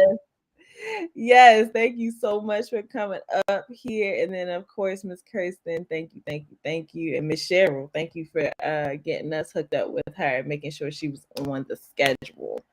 Yeah. So we are good. Y'all, it's not really me today. I'm not saying too much today. So that's why you got this heat in the background? That is. So you can let them on in. Hold on. Let's get to it, y'all. Because not my sushi partner, Roman, y'all. What's up, Roman? Hi. How's everyone doing? You need to do work to be a partner. Yeah, honestly. Yo, what's up, yo? How you feeling? I'm good. I'm nervous, but I'm good. I don't know why. You be doing your thing now. I'm gonna try my best. You got it. Bye. You already doing it. The floor is yours. It sure is. We should you know what? Never mind. It's okay. We're gonna figure it out. Hopefully they come. She's supposed to have backup on here, y'all. No, it's not really like backup, like they did it together. It was just like, you know. Oh, hold on. We might hold on, cause not. Hey, yo, what's up? With the mask on, wherever you at. Okay. Can you hear us? Y'all, this is acting a little strange, but we gonna work with it. It's all right. At least you can share your screen. I bet I can too. I probably gotta like do some permissions, but I didn't turn them off. So I'm trying to understand what happened. Can y'all see it? Yes. And y'all can hear me? Okay. Yes. All right. So I can't see myself though. I hope I don't look crazy, but Today I'm doing my presentation on how to turn your writing into income. Woo! So, Whoop, whoop, whoop. just the question of the day, like, what is something you have recently learned how to do? One thing that I have recently learned is how to set up my business phone number. And yeah, what about y'all? Well, I make it a point personally to try to learn something new every day. One thing I'm working on now is doing a avatar to do the trainings and also setting up the Heart Smiles virtual world. So yeah. Something that I recently learned how to do. I don't know. I feel like I learned some. I learn a couple new things every day. I'm always learning something with Excel, and I just did something with Excel. I can't tell you what it's called, but I did something. So I learned how to do it. I don't know what it's called, but some formula. I don't know. Excel be trying to take me out, y'all. Be trying to I take me love out the Excel. game. I love Excel. No. No, let me try to take me out the game. Kiara, you want to try again, maybe? Or I could read yours. Kiara said she's at the store right now. She's gonna join back when she get in the house. All right. So we gonna hear her soon. We're gonna hear her soon. These comments, Roman, can you see them or you want me to read some of them? Yeah, can you read them? I can't see them. Yep. Chelsea said, I learned how to turn my business into a nonprofit. London said, I'm learning more networking and making content. Let me see. Oh, that's the only two answers we have. Can I shout that out? Because Yes. I love content creators. Nothing against y'all people that's content consumers, but I love creators, y'all. I love creators too. I'm trying to figure it out. I'm trying to get bit by the creative bug, y'all, because I'm in this. I really don't think that I'm like creative, like in the sense of like art, like making like art and like things that people enjoy, like to look at. Like I'm not good at that, and I don't think that this will be a talent of mine anytime soon. But it would be great if I could do things right now. Yeah, no. I'm talking about like like I want to be able to like paint and like do productions and stuff. Like I told y'all, well maybe not this year, but I said before, like if I was talented, I would be on Broadway. I would be on Broadway right now. So like maybe do a success session from practice or something. Not practice, rehearsal, but like yeah, I'll be on Broadway right now. Anyway, sorry. I'm trying to get into content creation too, because one of the services I offer like sets of social media posts for small businesses. So I gotta kind of get into that too, like but little by little. But yeah. Definitely. Cam said, I recently learned vulnerability isn't just expressed through crying. Okay. That's Felt. good though. Felt. That's okay. I felt that. Yeah.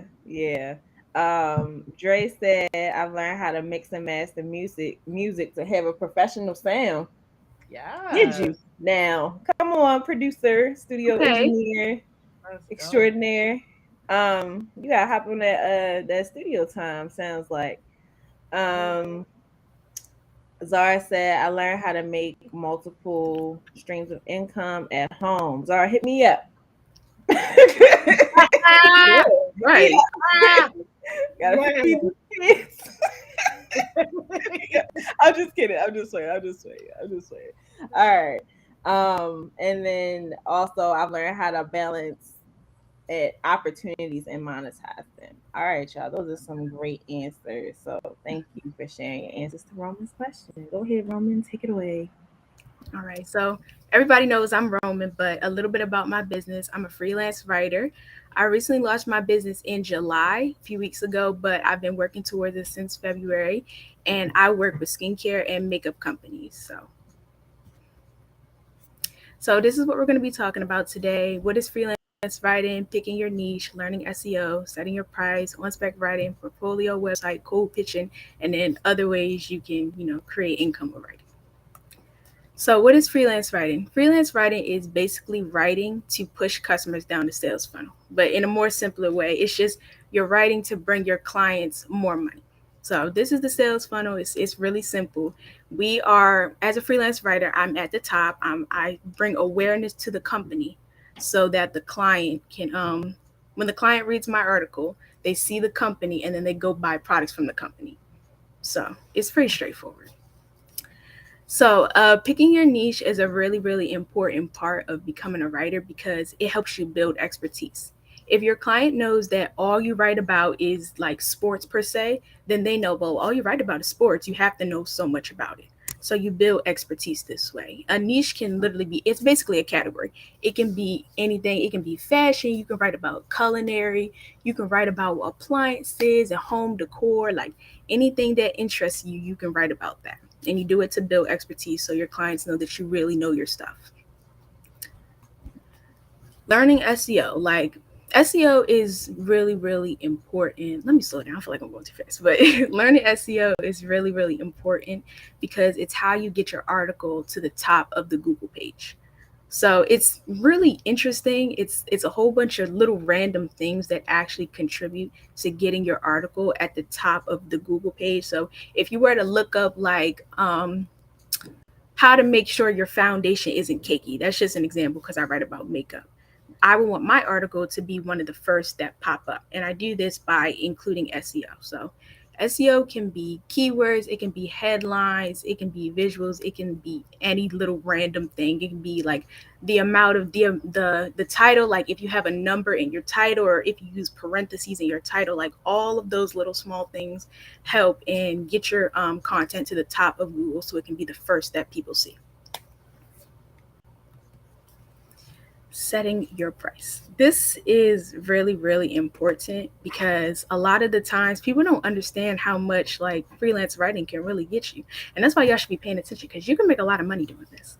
A lot of people charge between 200 to 400, but when I was first starting, like I only charged like 75 something dollars. And that is not enough because freelance writing, it a lot goes into it. SEO is hard to learn, like I just said. Like you have to implement all these little things into one project. You have to do your research, write all this stuff up. You have to send drafts, and then you have to get the drafts back with revisions from the client. There's a lot of stuff that goes into it. You also need to decide like if you want to charge hourly or by word count or by product project. So hourly would just mean you calculate the total amount of time that you worked on the project and then you send them an invoice about, how much you charge per hour. Word count, I think most people charge about like 3 to 8 cents per word. So you calculate how many words you wrote for the entire piece, and then that's your final price for the client. Or by project, that's what I personally do. All that other stuff seems very complicated to me, but so I charge 250 to 350 for projects, depending on like how long it is, what it is, like just all that stuff factors in. And lastly, you have to stand firm in your prices because there's going to be people who are like, yeah, this is a reasonable price because they know how much it is to write articles and do blogs and things like that. And then there are going to be people who are like, you want me to pay you $200? We don't want those people. You don't want to have the same clients who aren't going to pay you what you're worth.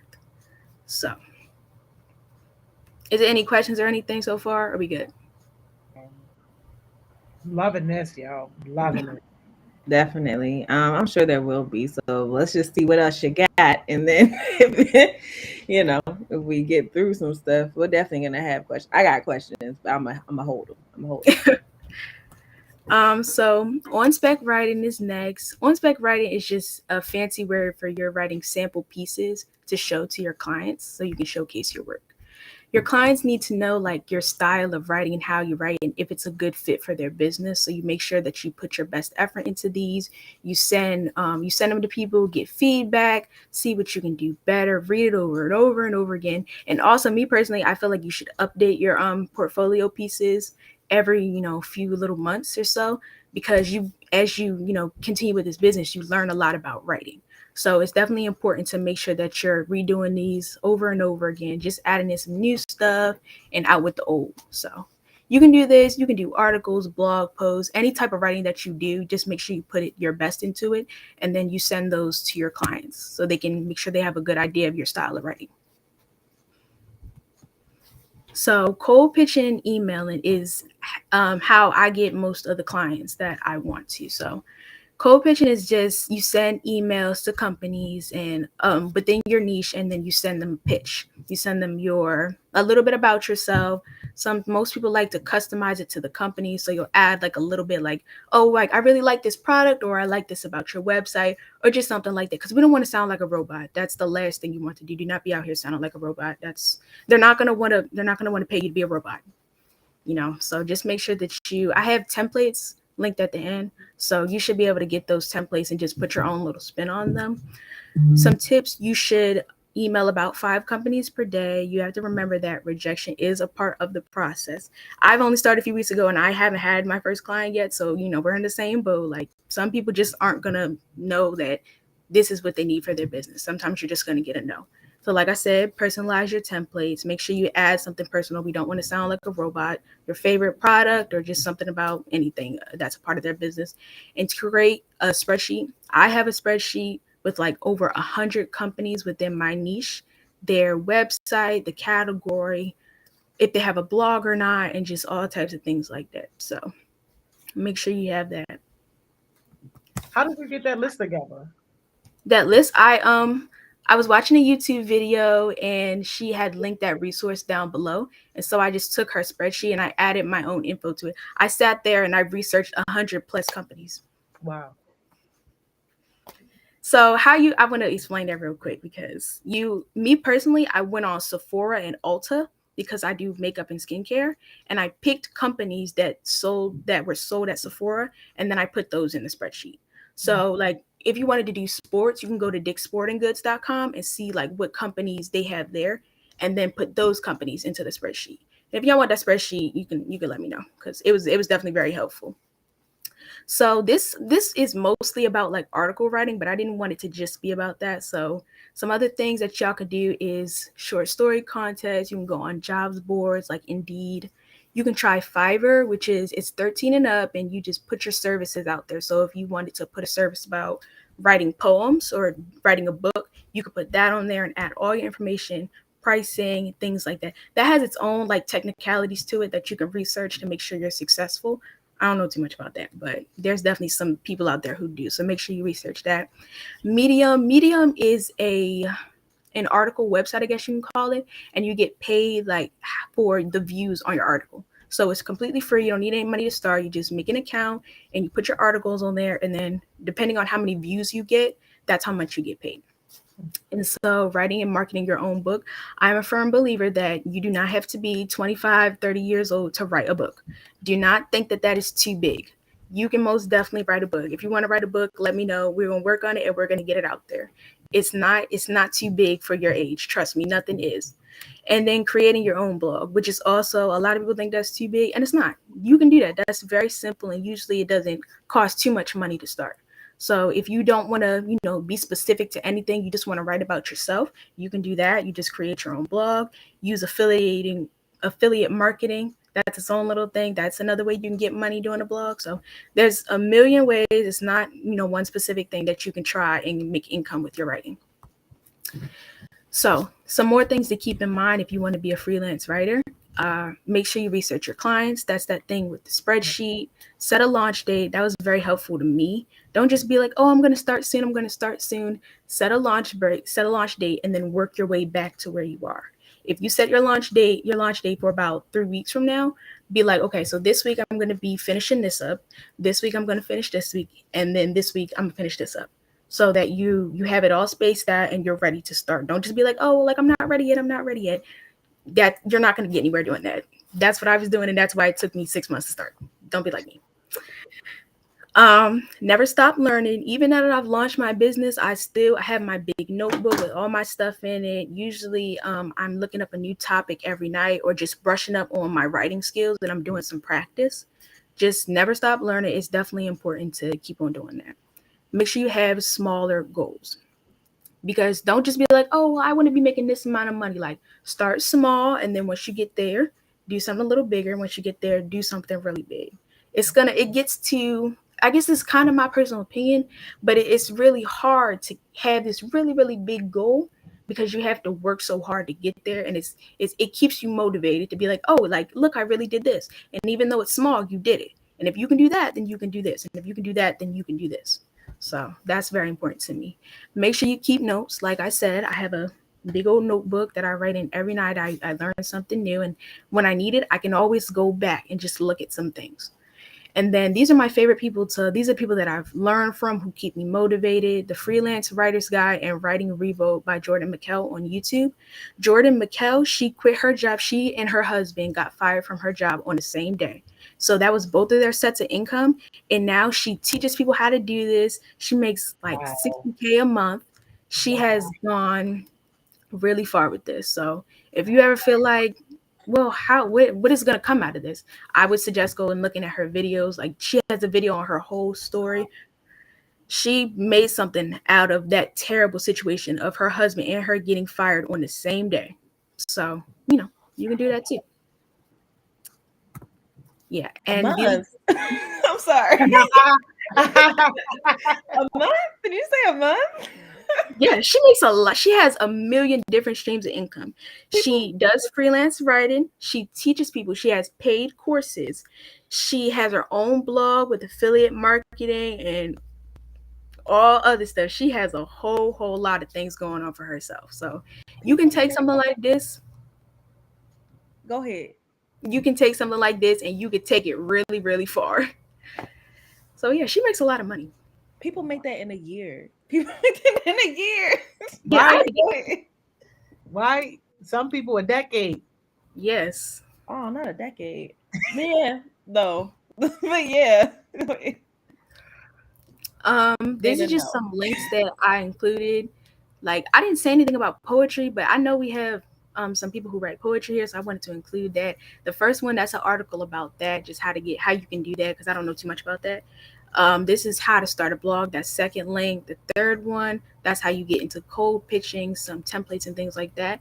And the last one is this really, really big short story contest. They have one every week, and sometimes the prizes are $500 to $1,000. So if you write stories, then you should get on that. And also, I believe I read something about them giving feedback. So even if you don't win, they'll give you some feedback on how you can do better next time. And I would just keep trying, because $500 to $1,000 is a lot of money. So yeah, those are just some extra resources. And I think, yeah, that's the end. Yay. Okay. Thank you, Roman. Listen, that's a lot. Like, I feel like that's a lot to process. All right, so let's do this. Any questions that people have for Roman, drop them now. I did see one from London earlier. London said, how many people have rejected you in comparison to how many people you've emailed? Or is it just more frequent that you don't get a response at all? That's a good question. I think that a lot of people don't respond, which is why you send follow-up emails, because you have to remember that it's not personal. Companies are very, very busy. So they have a lot going on. They also have like a million other emails from influencers and things like. So it's definitely hard to get a response at times too. So that's why we send follow-up emails. Okay. All right. I know Jada's asking for the whole presentation. Listen, take that up with her. If they want to share their presentation with the masses, I can put it on the share drive. Just send it to them. Yeah. Exactly. Roman, go ahead and take that up with her. But yeah, no, it could go on the shared drive definitely as well. So I want to know more about like why this? Like how did you get into this? Why is this something that you want to do? Why did you pick makeup and beauty? Is that your niche? Yeah, so skincare. So tell me or tell us, kind of how that looks for you. Did you start when you were younger? All of the things. I feel like I have been looking for a way to make money, because I'm one of those people who just really likes money. Like, I just like to have it. Yeah. So in quarantine last year, I spent a lot of my time just looking for the get rich quick schemes, which yeah, don't do that, please, because it it almost always failed.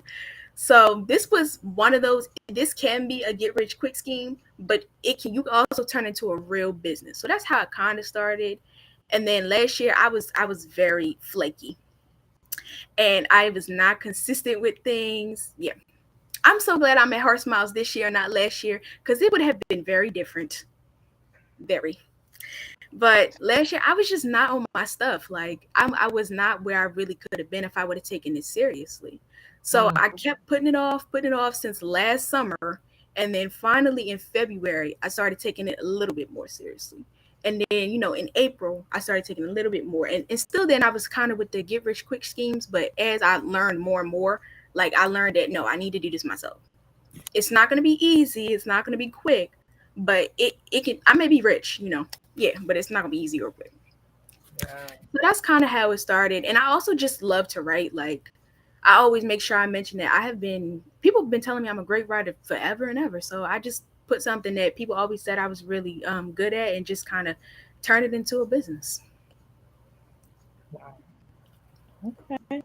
All right. That's what's up. Miss Joni, do you have any questions for me? I mean, I just love everything about this. And I love the fact that you are able to like recognize your growth and realize like where you were last year versus this year.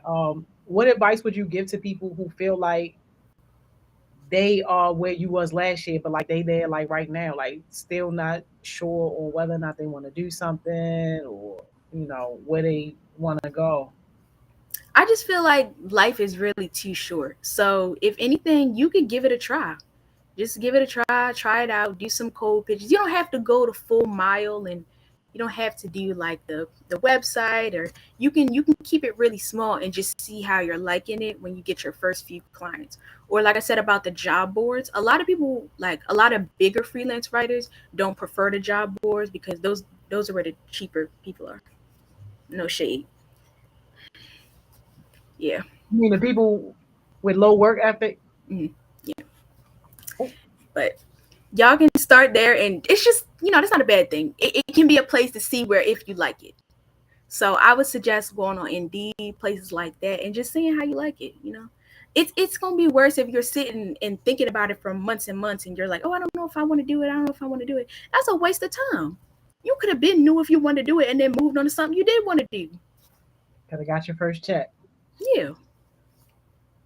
That's true. That's absolutely true.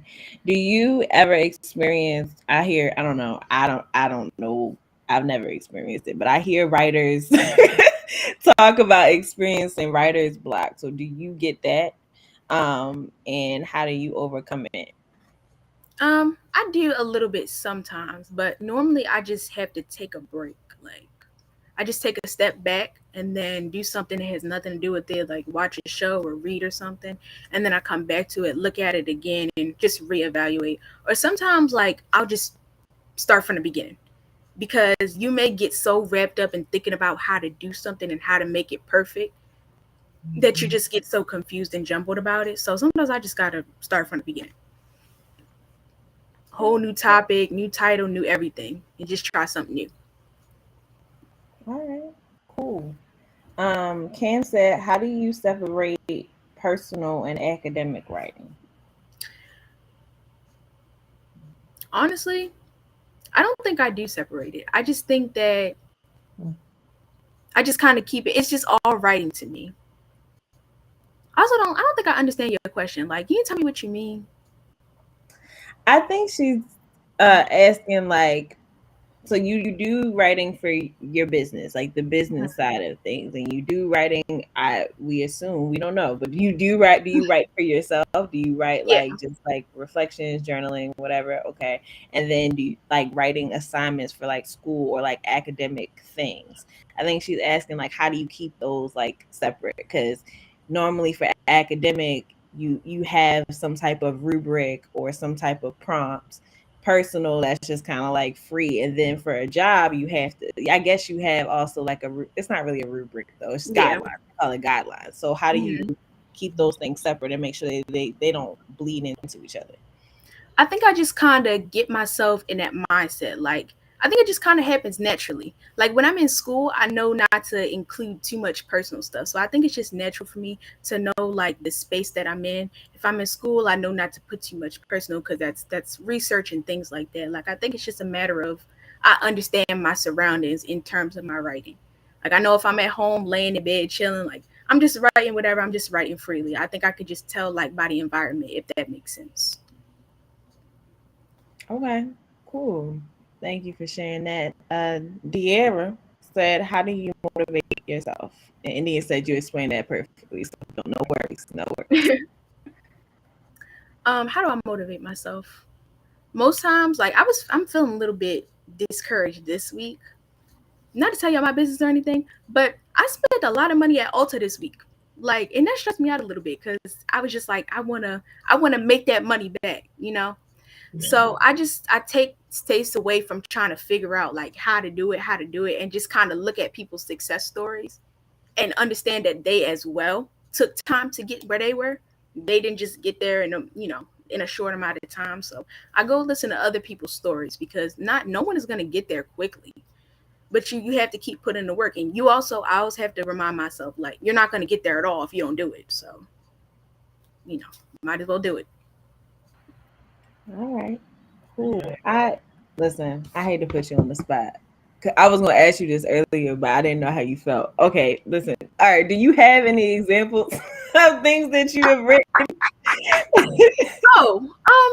Yeah, let me see. This isn't my laptop, though. I don't know how quickly I can pull it up, but okay. Yeah, I got you. Come on, shout out to not your laptop. Whose laptop you on? Yeah, boy. I'm on my sister's laptop because she got a new laptop, and I love my sister, but she a broke bum.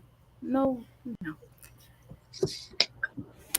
Oh no! I thought we were gonna get through this session without that. I'm sorry. I love her dearly. I swear, I love her dearly. Sister, but how old is sister?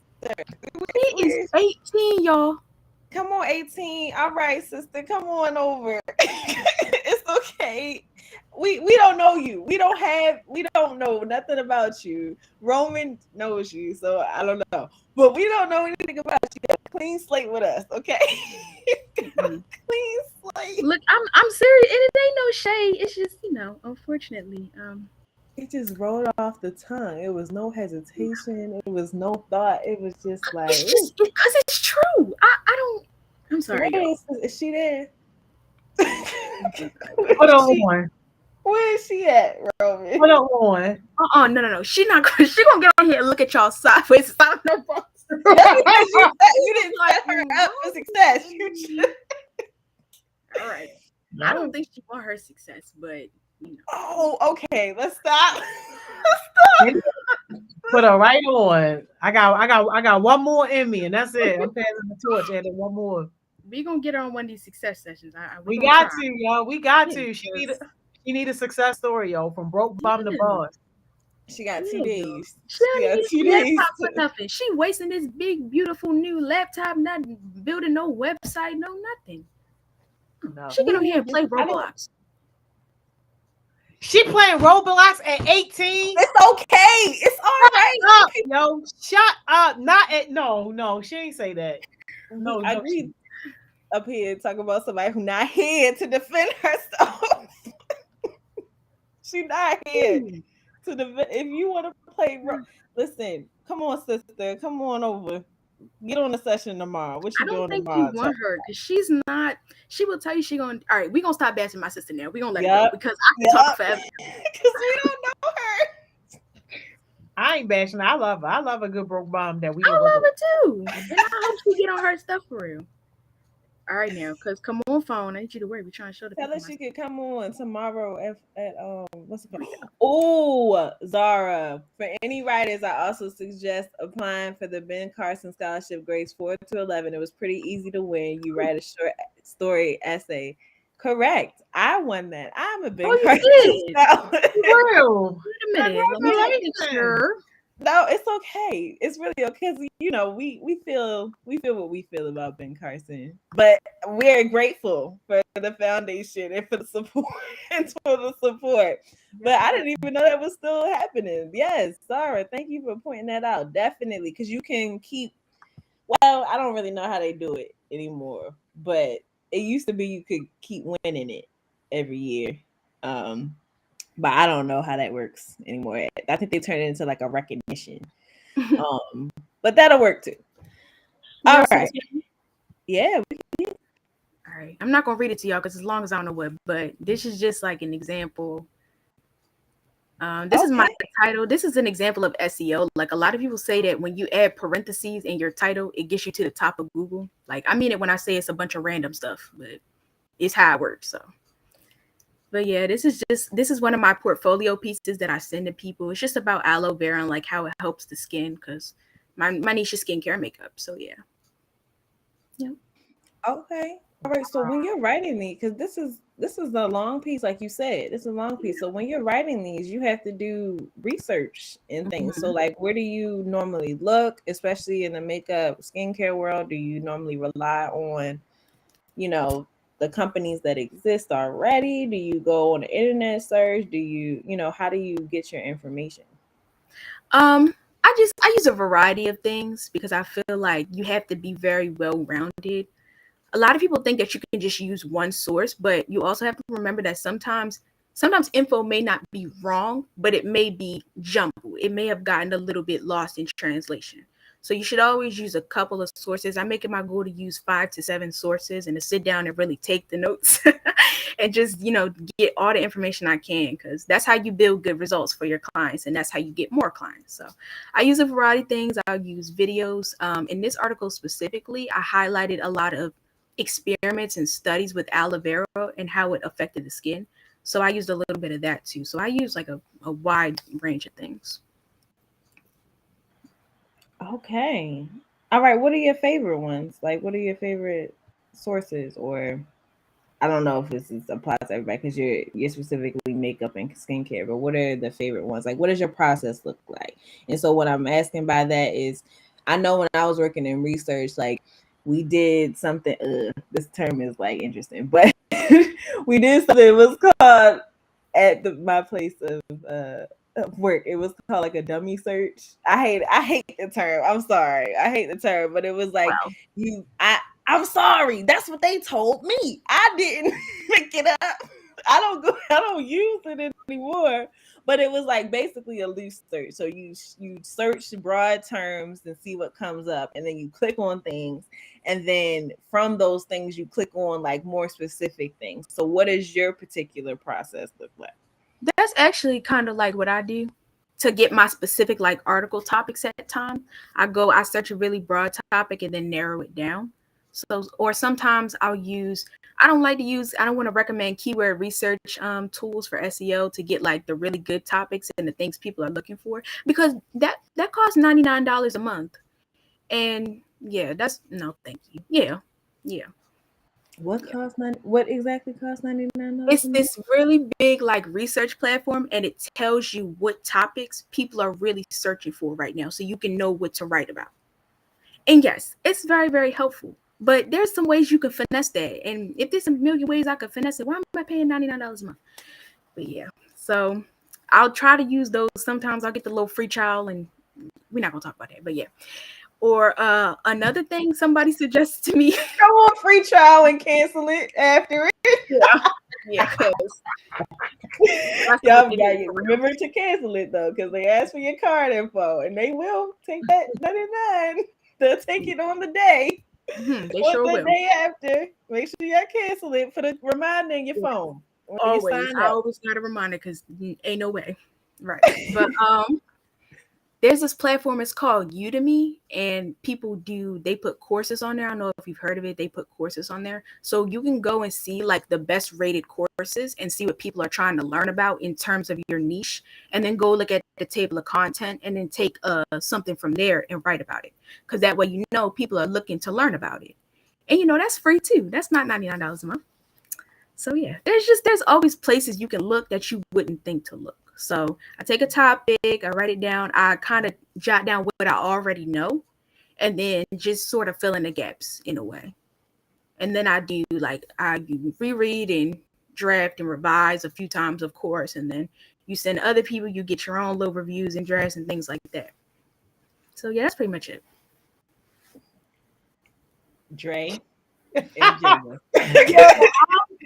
Dre got me dead, yo. Dre got me dead. Dre got me dead. Listen, whatever hacks that you decide to use after this session is at your own risk. Okay. However you want to do it. I'm not saying don't. I'm not saying do. I'm just saying it's at your own risk. Yeah. But yeah, don't be like Jada. She said she got for a couple $100 because she ain't cancel it. Listen, a couple $100. A couple hundred. Yeah, because what were you doing? What was that? What platform did you have that was a couple $100? Yeah, I wouldn't even risk that. Listen, I have 4 different reminders. Yeah, nah, $12.99 is my limit. If it's $12.99 a month, okay. If we looking at like $15 a month, it's free trial. Oh no, can't even sign up. So sorry, we're on a budget. We trying to save money. We trying to make good financial decisions. We can't be signing up for free trials that'll take $200 after it's over. It's not a good idea. All right. Roman, thank you so much for coming on here and sharing some of your tips, your tricks, what you've learned. I have one last question. I'm gonna try to squeeze it in there because I don't know if you have an answer to it. But you already shared a couple like hacks to things like the $99 a month thing that you can kind of work around. What legal things do you do that are hacks that for writers? I think that's pretty legal though. I don't think that's too bad. Yeah, no, I'm just saying I don't know what you about to say, so I just don't. I just wanted to preface it. That's all. Nobody said nothing illegal. I just want to make sure. I would suggest like reading other people's articles, not like for resources and like information and stuff, but just reading it to see like their writing style and how they put their own personal style into their writing. Because sometimes writing can sound robotic, and though we don't want it to sound completely about you, because that's not very good in like the freelance writing business, you still don't want it to sound super robotic. So you can always, I'm bad at that sometimes, like putting a little bit of myself into my writing, especially when it's technical. So that's what I do sometimes as well. Just read it and see how they put their own little personal spin on it.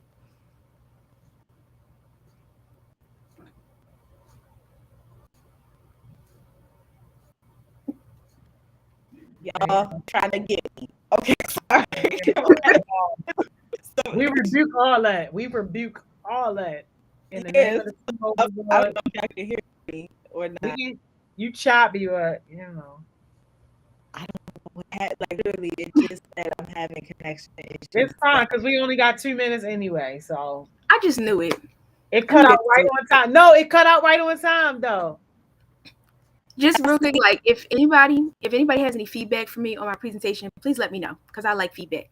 So you can put it in the comments and I'll read it after. But yeah.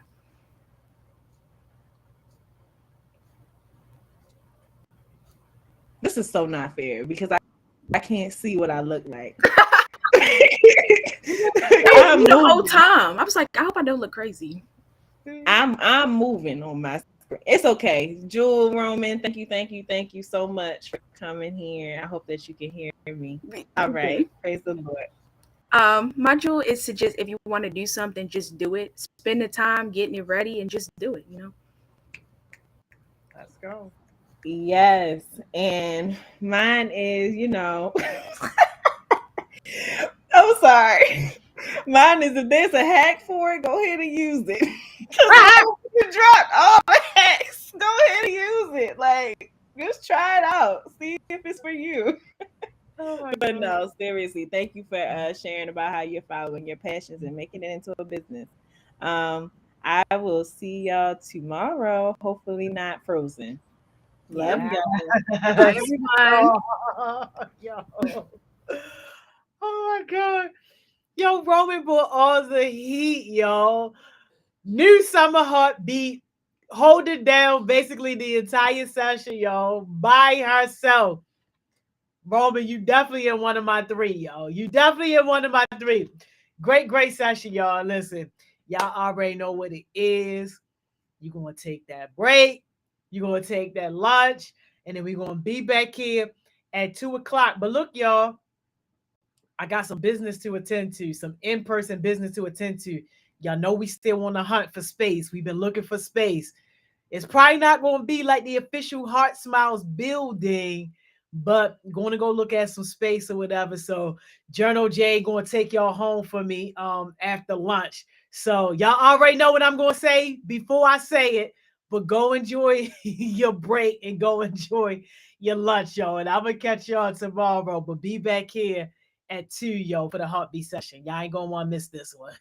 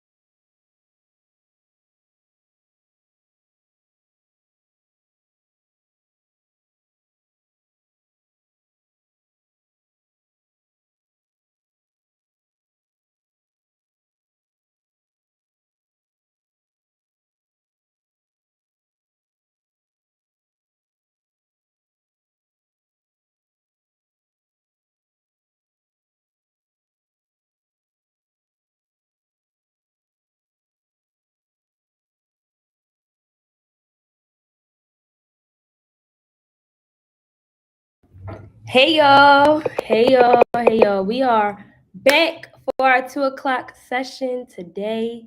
Yeah, it's good to be here with y'all today.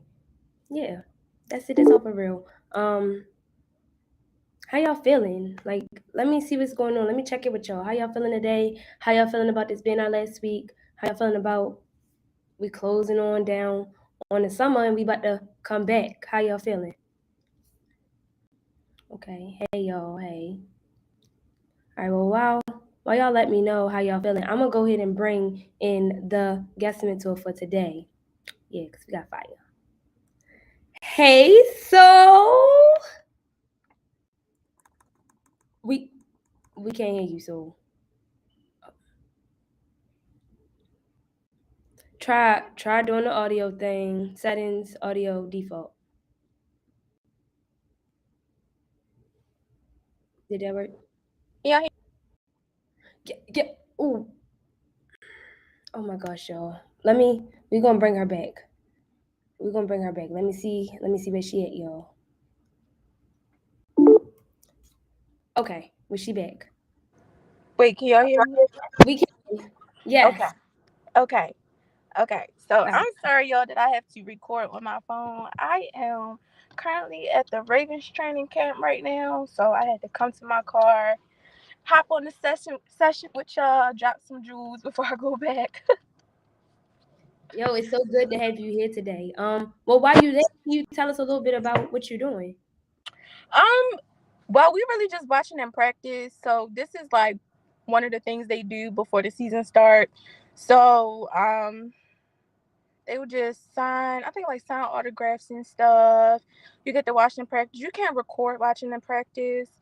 They'll come over and talk to you and stuff like that. And it's a fun little event. So I'm just here. I was invited, so I was like, oh yeah, I'm coming. I am coming. What you mean, Lamar? Yeah, I'm coming. Not Lamar. Okay, well, all the Baltimore Ravens fans say hi, especially Chelsea. Tell him that Chelsea will be screaming his name from Spellman at every game she possibly can, and tell him, yeah, Heart Smells Hey. But Got y'all. yeah, let's get into it. What you got for us today? Okay, so today, I wanted to talk about the stigmas of addiction. So a little while ago, I had read about like personal addictions and just how it looks and things like that.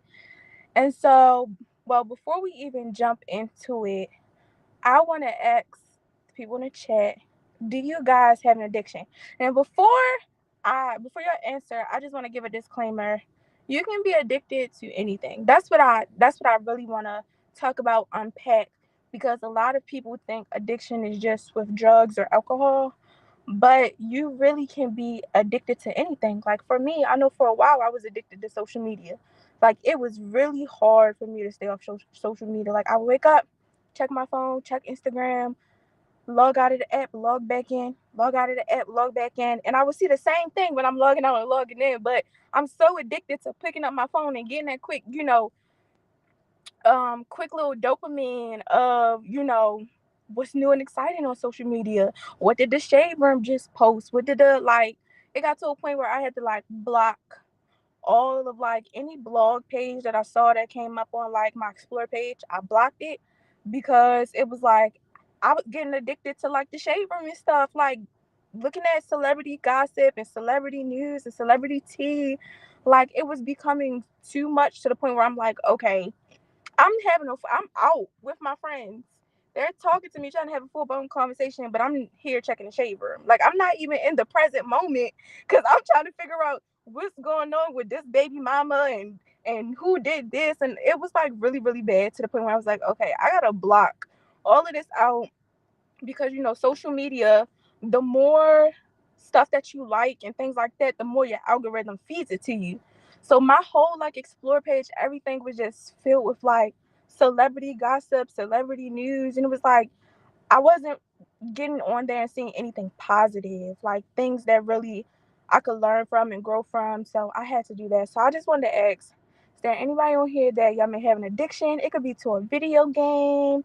It can be to money. It could be to shopping, like anything. Does anybody feel that they're addicted to something? The chat is going crazy.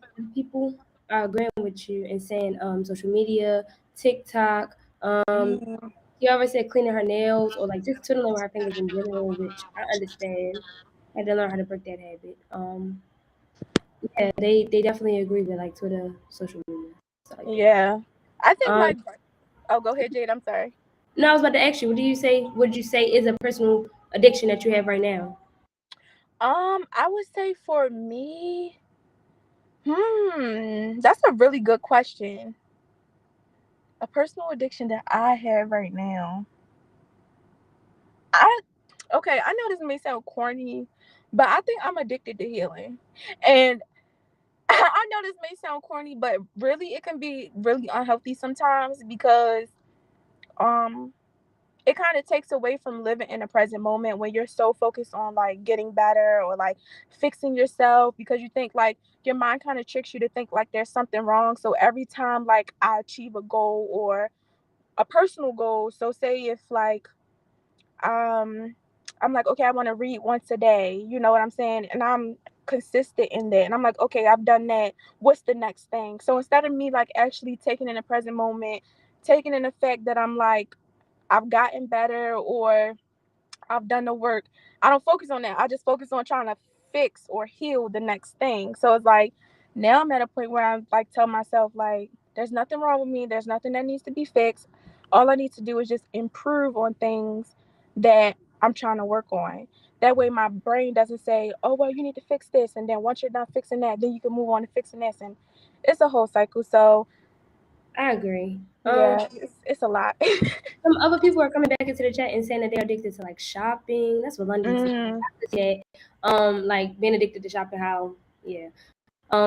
Shane was saying that he's addicted to social media. Are addicted to social media and Roblox. Other people are agreeing to Roblox. They were saying watching videos on YouTube, especially about cars or lion documentaries and stuff like that. The lion documentaries have me dead. No, listen though. I mean, it's like, I'm sorry to cut you off. Learning from it, I don't know. Listen, you never know if he may or she may want to go to the jungle one day. Like, that's what you need to learn. That's what you need to learn. You get what I'm saying?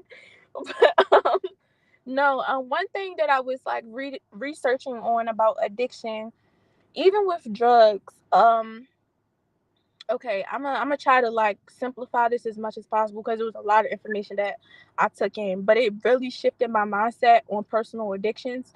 Something I already kind of knew, but really researching it put it in a better perspective for me.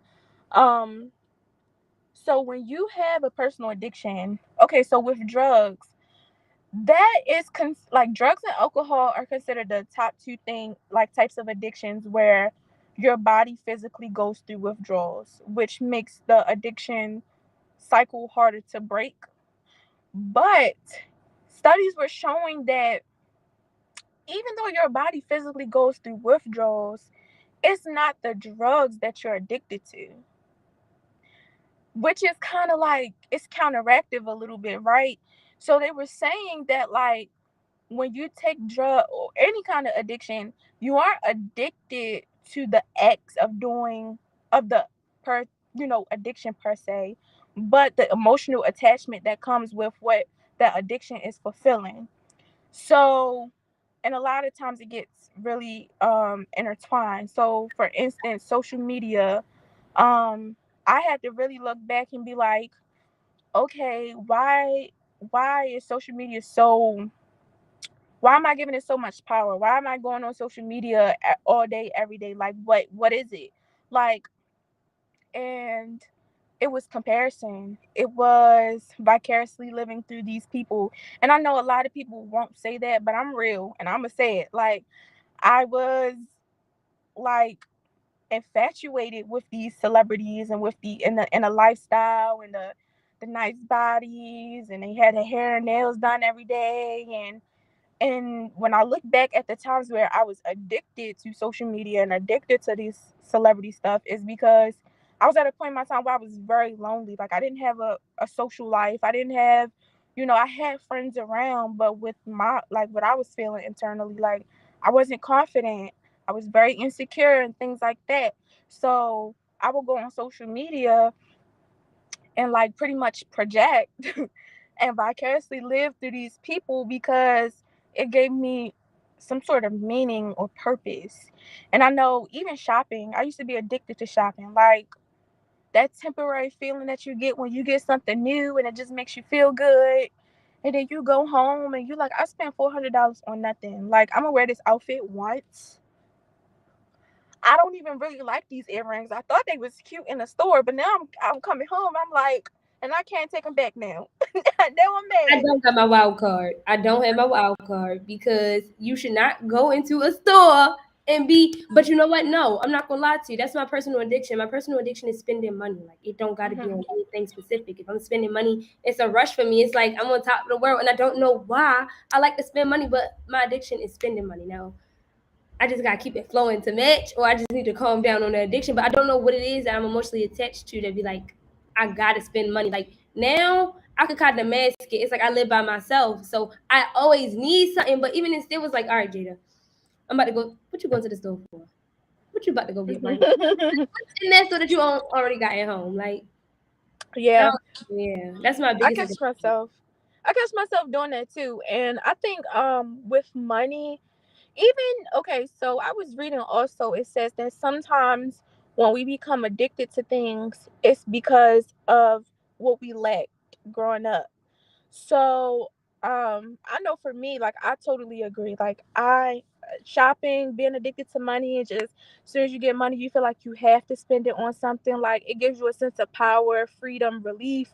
And for me, I know for me personally, like growing up, even though like my parents financially, I was set, like I had everything that I needed and more.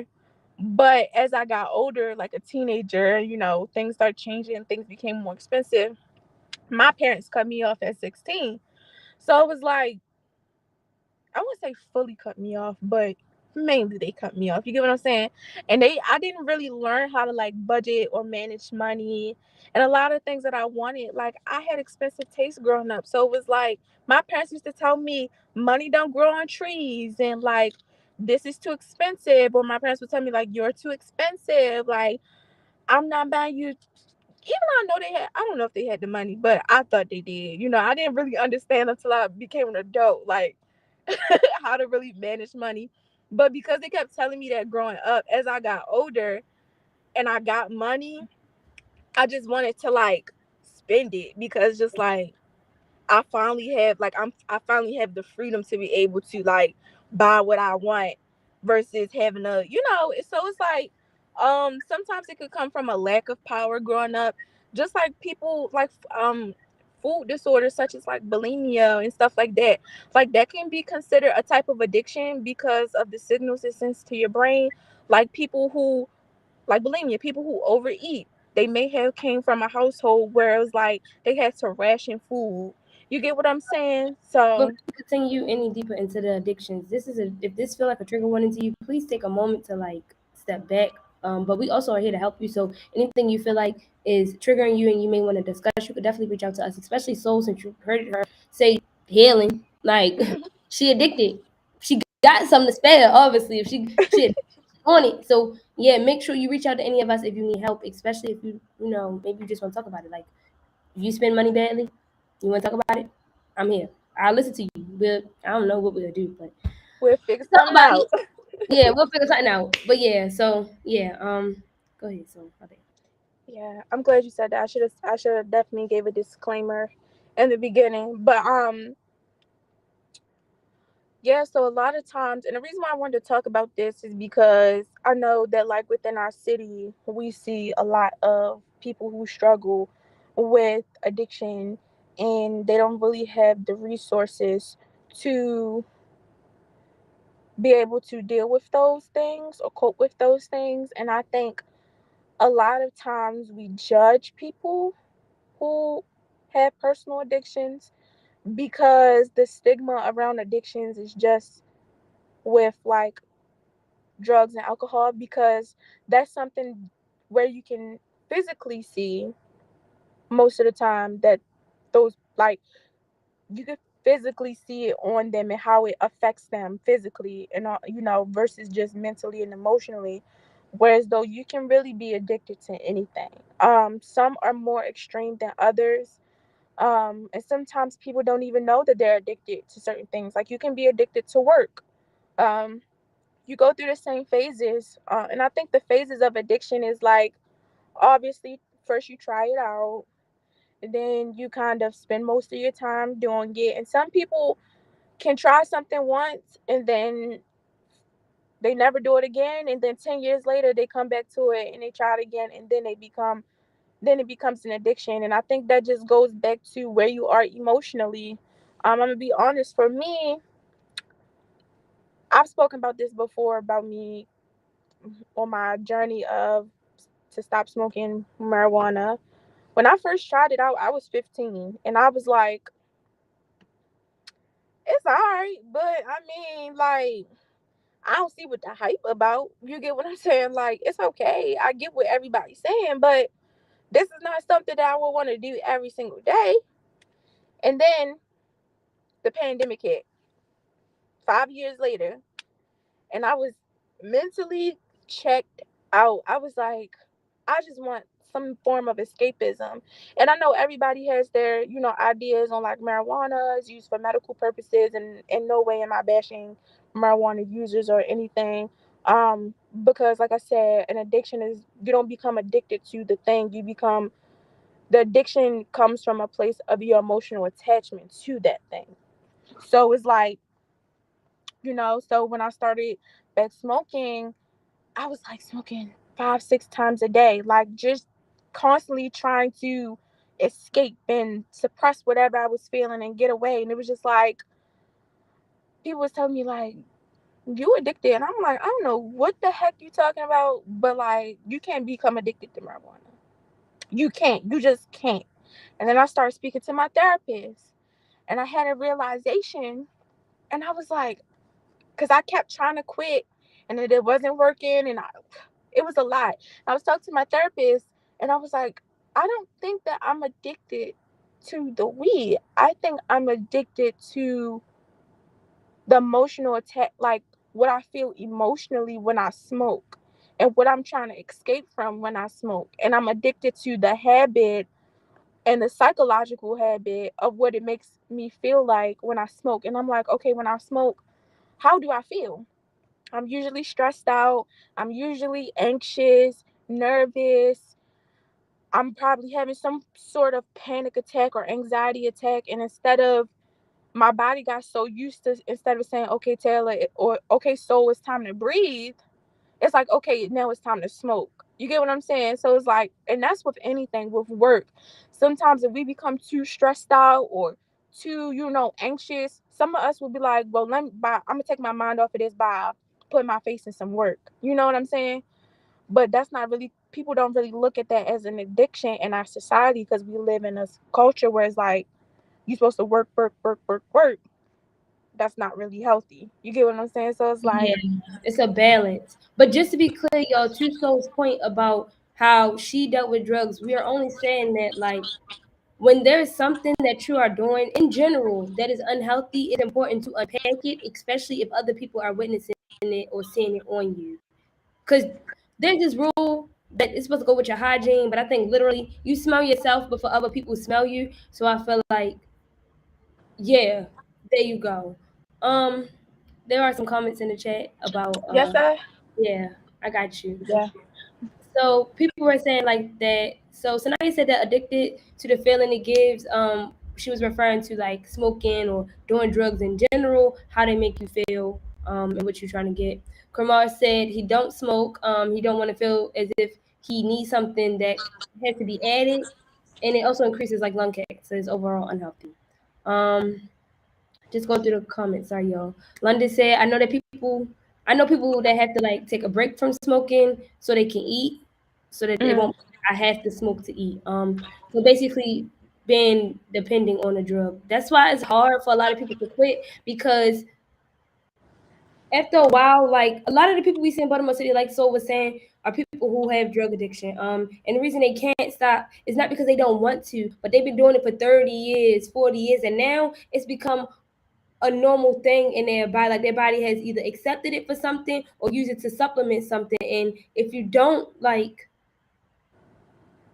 if they stop, they might be sick. Like it might be worse. It might take them longer for them to kick an addiction, because addictions create it's like a step stool for real for something else. You Yep. know? Yeah. So that's why it'd be hard for them. They be depending on it now. So Yeah, and it's like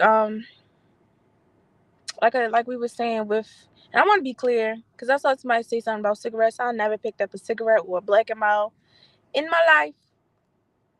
But if you are someone who smokes cigarettes and you're trying to break the addiction, I believe in you, because and also what I was reading is sometimes it's environmental and it's also genetic. It can be genetic. If you are someone who has two parents who may have done drugs or drank while they were pregnant with you, whatever the case may be, or even your upbringing, like seeing that consistently, then you don't really see healthy coping mechanisms. So when you get out and you deal with real life stressors and real life situations that may bring anxiety and like stress and things like that, subconsciously you may turn to alcohol, and it may start off as, oh, I'm just going to try it. I want to see what my parents are talking about or whatever, or my peers. um Even the peer pressure, like if you grew up in a household where you constantly saw your parents drinking and stuff like that, and then you get into a social environment and your peers may say, hey, like, try this drink, you may be already like, okay, I'm going to try it because I'm so used to seeing the people around me, like, what it's doing for them. So let me just try it. And then you become subdued to that because of your environment. So it's just like, it's a lot of different factors that goes into having it an addiction. And I don't even like calling it addiction. I like calling it a really bad habit, because you can break it. Some people it takes a little bit longer. You have to go through multiple cycles. And one thing that I learned about kind of breaking that cycle is to give yourself grace, because so many different factors play a role in whatever you're addicted to. Like we were saying earlier, the work thing. If you came from an environment or a household where you had to work at a really young age, you had to provide for like your siblings or something, and now you're like older or whatever, you can become addicted to work, addicted to providing, because of the responsibility you had to have. So you are probably a type of person where you don't really like to go out, or you really don't, like to party. You probably don't really have a personal life because you've trained yourself to work and you don't even realize that that's an addiction. I say this even with like people who are like drug dealers and trap people. I'm sorry, I'm being honest. Like, I've had not the conversations with trap. people who live that type of lifestyle. They like the fast money. I did not know he was coming down North Avenue. Okay. Go ahead back with the, yeah, they are though. No, but really, yo, to that They point. are. Because listen, growing up, me at a young age, growing up with the drug dealers going to my school and my mother being not the point. Point is though, like they be like, if we addicted to the fast money, we want, we want to feel like Moneybag Yo. We want to feel like all the rappers out there who got a lot of money for performing because they get the money fast, but they not really getting money fast. They getting a lot of money for doing something that seems minimal to us, but it's not.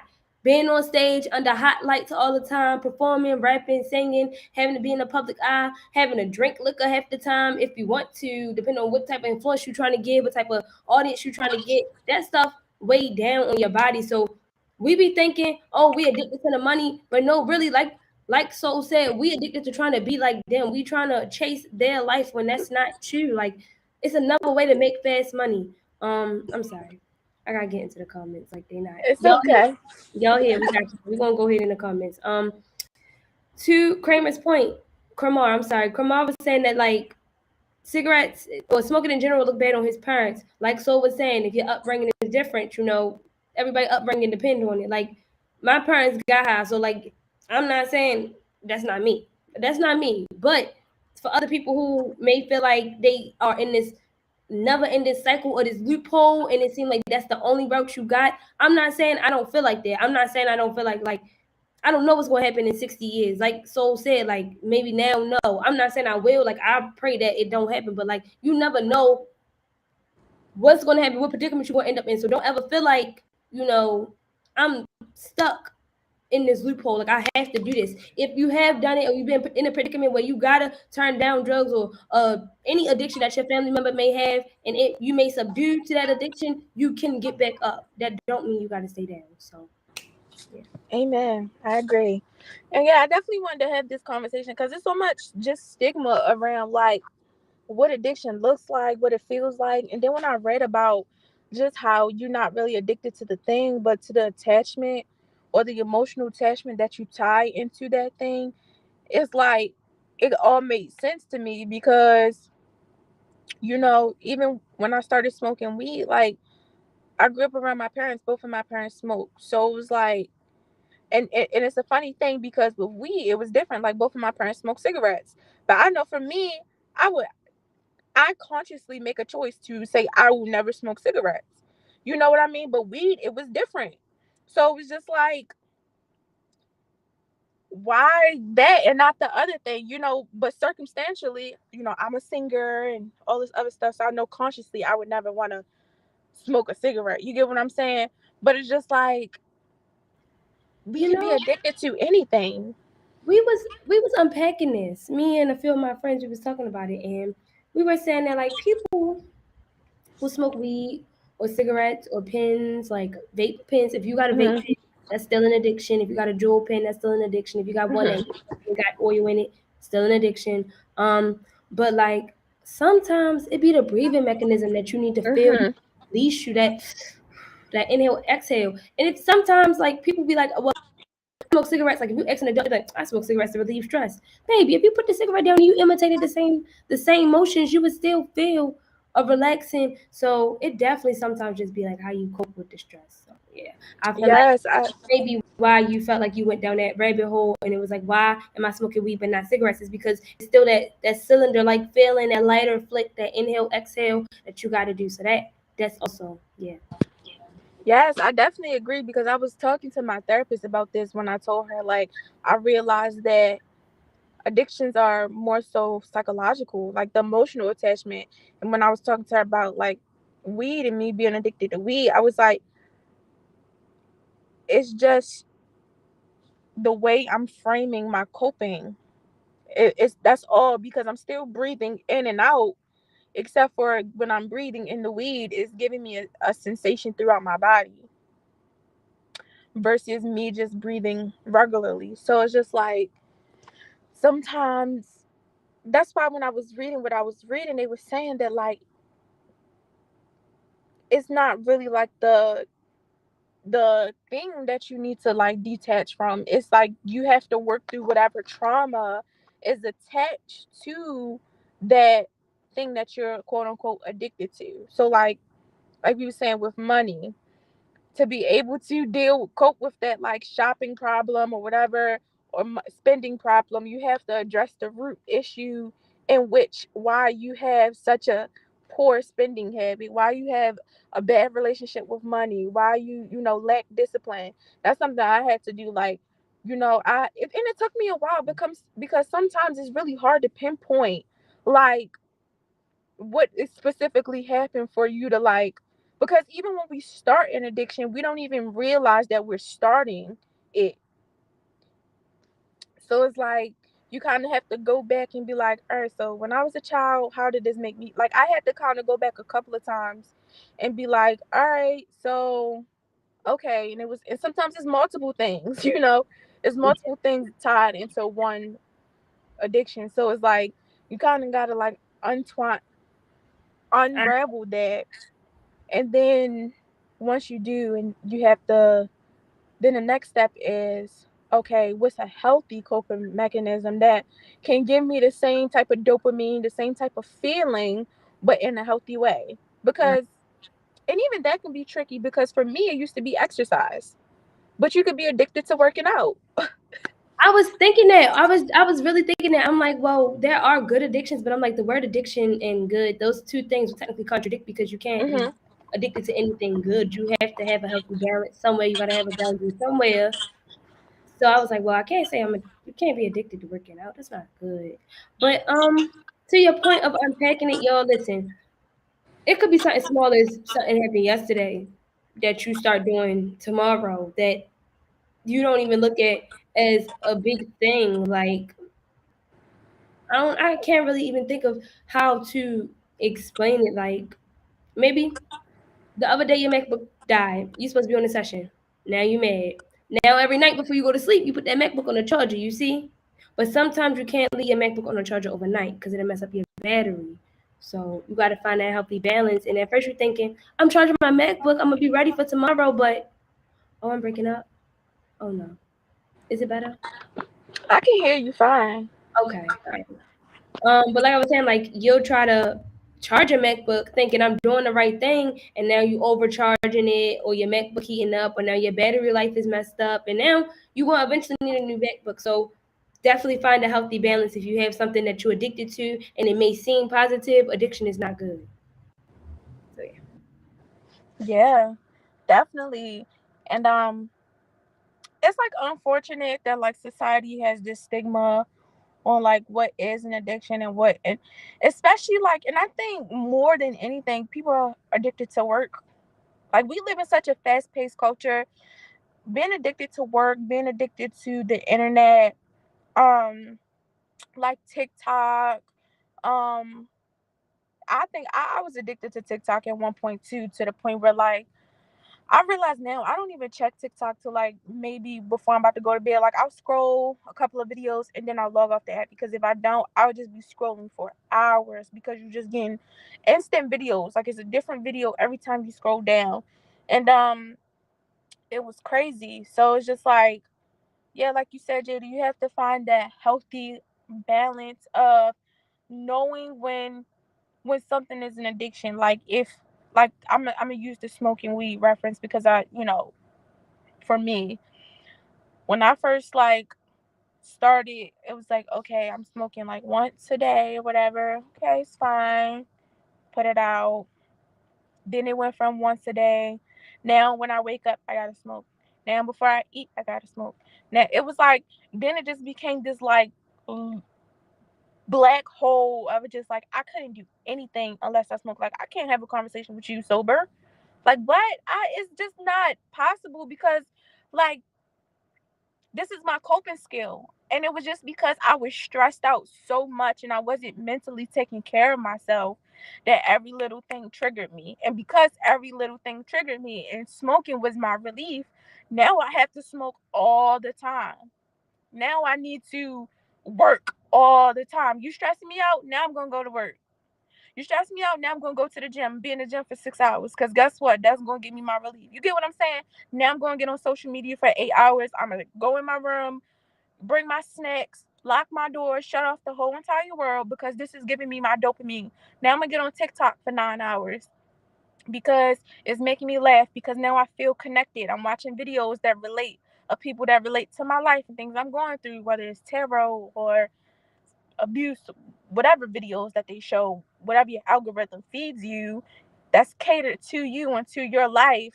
It's giving you that sense of community, that sense of dopamine, that sense of relief. You get what I'm saying? So it's like, I hate that society is like, oh, you can only be addicted to like drugs and stuff like that. And honestly, people who are addicted to like prescription pills, they don't necessarily physically look like what you see. Like A lot of people who do or have these addictions that we're even talking about that don't look or function like what we see. Like there's two sides to every story, and that's the biggest thing. Is like the stigma is, oh, nobody should be addicted, but the nobodies y'all describing is people who live in the hood, like the ghetto, like don't really have too much to stand on when it come to fighting, like society in general, life in general, everyday, normal things that we go through. it's hard to fight them by yourself versus people who might come from like a whole family, a support system. They got, lawyers, doctors, like everybody got something they're addicted to. And though we may not see it, everything you do is not for the public. So of course it's not our business, but like, don't let nobody think, oh, everybody, like, it's just, this whole world is just like either do or don't.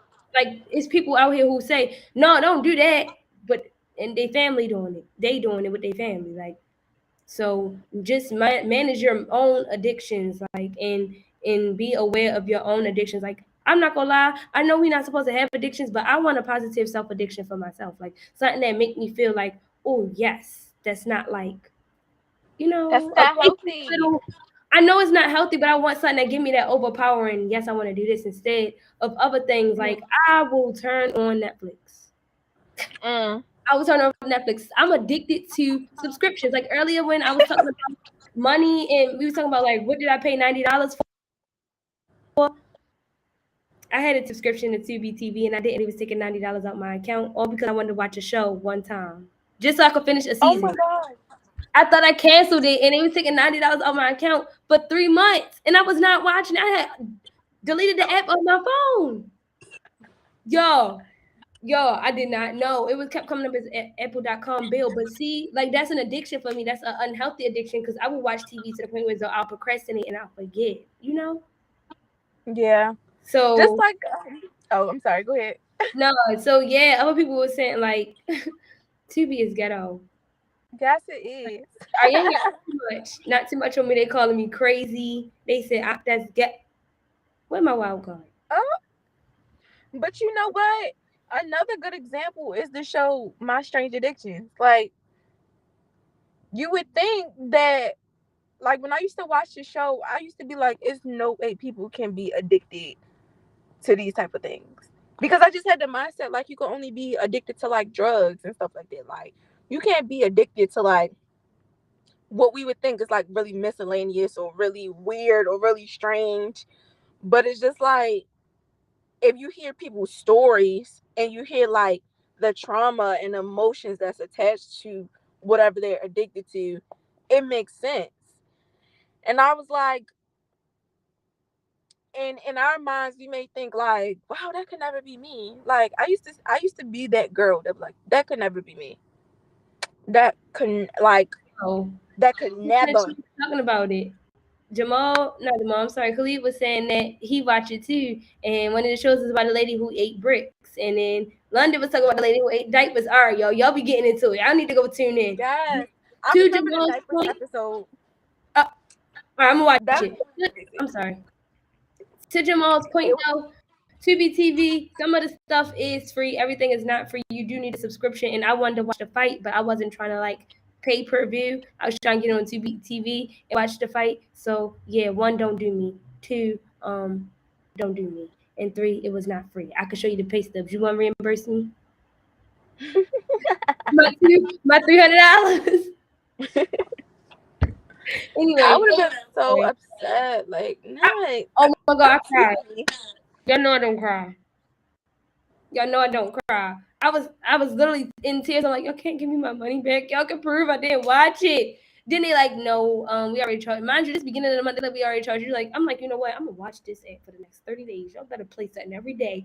I mean, every day worth $90. Everybody like, oh, what you want to watch on TV? I'm like, Tubi. We all watching Tubi right now. Get your money's worth. Yeah. But yeah, I just really wanted to have an open conversation about that because I think we kind of like, especially within this city, I just hear so much story. Like, even when I like drive through downtown and stuff, like I'm not gonna lie, I used to be the one to like judge, and then I had to really like understand, even in like people in my family, you get what I'm saying? And I think that's what really changed my perspective as well.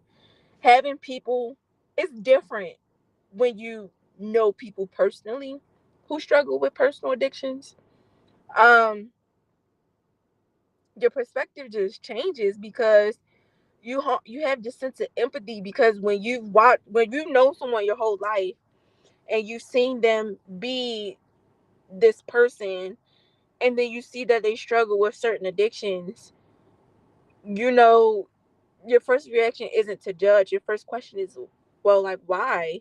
You get what I'm saying? Yeah, So a it's lot of like, people, like you said, gotta be empathetic to it. So, because like you yeah, said, you don't know. Your first question is why. Like, why you doing it? yeah, and it's like when you actually sit down and you listen to people and you listen to people from an empathetic place and an understanding place and you listen to their stories, it's like you understand. You become understanding, and it goes from she just, like that junkie or that, crackhead and all these terms that they use for it to like I'm be honest, I have to catch myself. Like that I don't even got to a point I was like, I don't feel good calling people like junkies and crackheads because just like, what's your name? Like what is your name? Like, I'm working on it, y'all. I was yeah, it's taught work to in wear progress. people fiction, but I still listen. Everybody, not the point. Anyway, yo, Jada. this is about the show in the chat. They all like the lady who was eating her dead husband's ashes. Oh my god! And air freshener. Oh, I don't know if I'll be able to watch that. Yeah, Yo, it's a lot of weird ones on there. And I think another thing for me is I'm pretty sure most of y'all are gonna know who I'm talking about when I say her name. But Tiny mm-hmm. on Instagram, like a lot of people think that those videos are funny and they're just for laughs. But for me, those videos are like really heartbreaking because it's like I said, I know people who struggle with personal addictions, and even though I don't know her personally, we don't know her story. And people have exposed her all on Instagram and things like that for Yeah, entertainment purposes. But it's like,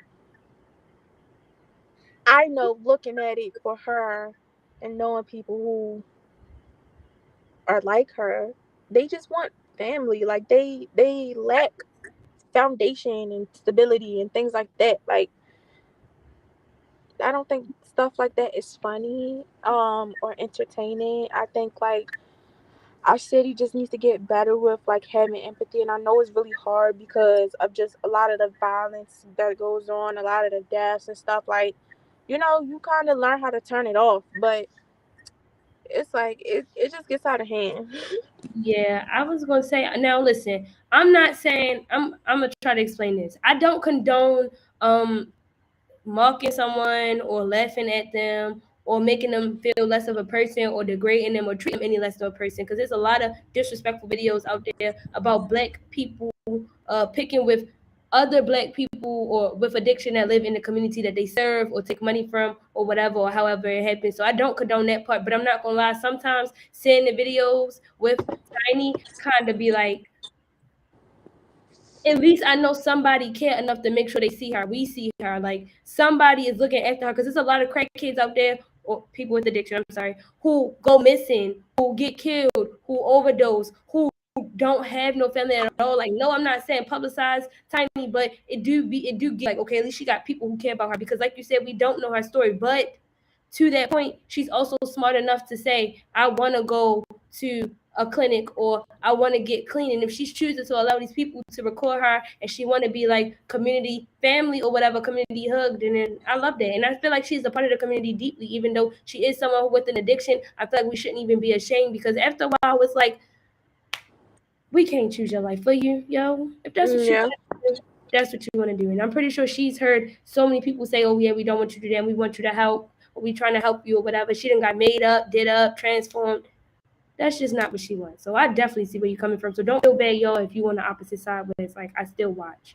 But so I'm so sorry that this conversation is coming to an end. And we got, It was a good combo. Good it was the best conversation. conversation I had in a couple of hours. I'm not going to lie. What's your jewel for us today, yo? I'm so sad. I just don't even want to keep going. Let's just My start. jewel, my jewel for today would be to just let August fill you with love and abundance. Don't take July shenanigans into August because this month I don't know if it's just me. I don't know what's in the air, but it just feels really good and really prosperous. And I feel like people are happy and loving. So I would just say, let August be good to you and just take every day one step at a time. Yes. Oh my gosh. So, well, listen, y'all. In other words, what I just heard Soul say was it's time to heal. Yo, yeah, period. That's it. That's all I can do for y'all today. It's been great being with you today. So thank you for coming on and You thank you for having too. your session with us and giving us some insight of what's inside our jewel bag, our heartbeats, with the heartbeats, you know. Okay. Yeah. Well, y'all, it's 2:45. You know what we usually say if Miss Joni was sitting right here in the seat right now. Today may be the end of this YouthWorks session, but it is not the end of the day. So what you was mouthing, so go Go be be productive. productive. Go do something that's gonna put you closer to your goal of success. Go do something that's gonna start your goal to success. Go do something that you heard about on session today that you said in the chat. Oh yeah, I'm gonna go do that. Make sure you go back and do it. Make sure you connect with a mentor from the 11 o'clock session. If you need to connect with the 12 o'clock session or 10 o'clock session, get to it. The time is not over. It is not time to go to sleep. It's not time to get back in bed. Let's get it up. Let's get going. And we back tomorrow morning, 10 a.m. for another session. Y'all know how we coming. Thank y'all for another beautiful Tuesday. See y'all tomorrow on Wednesday. Love y'all. Bye.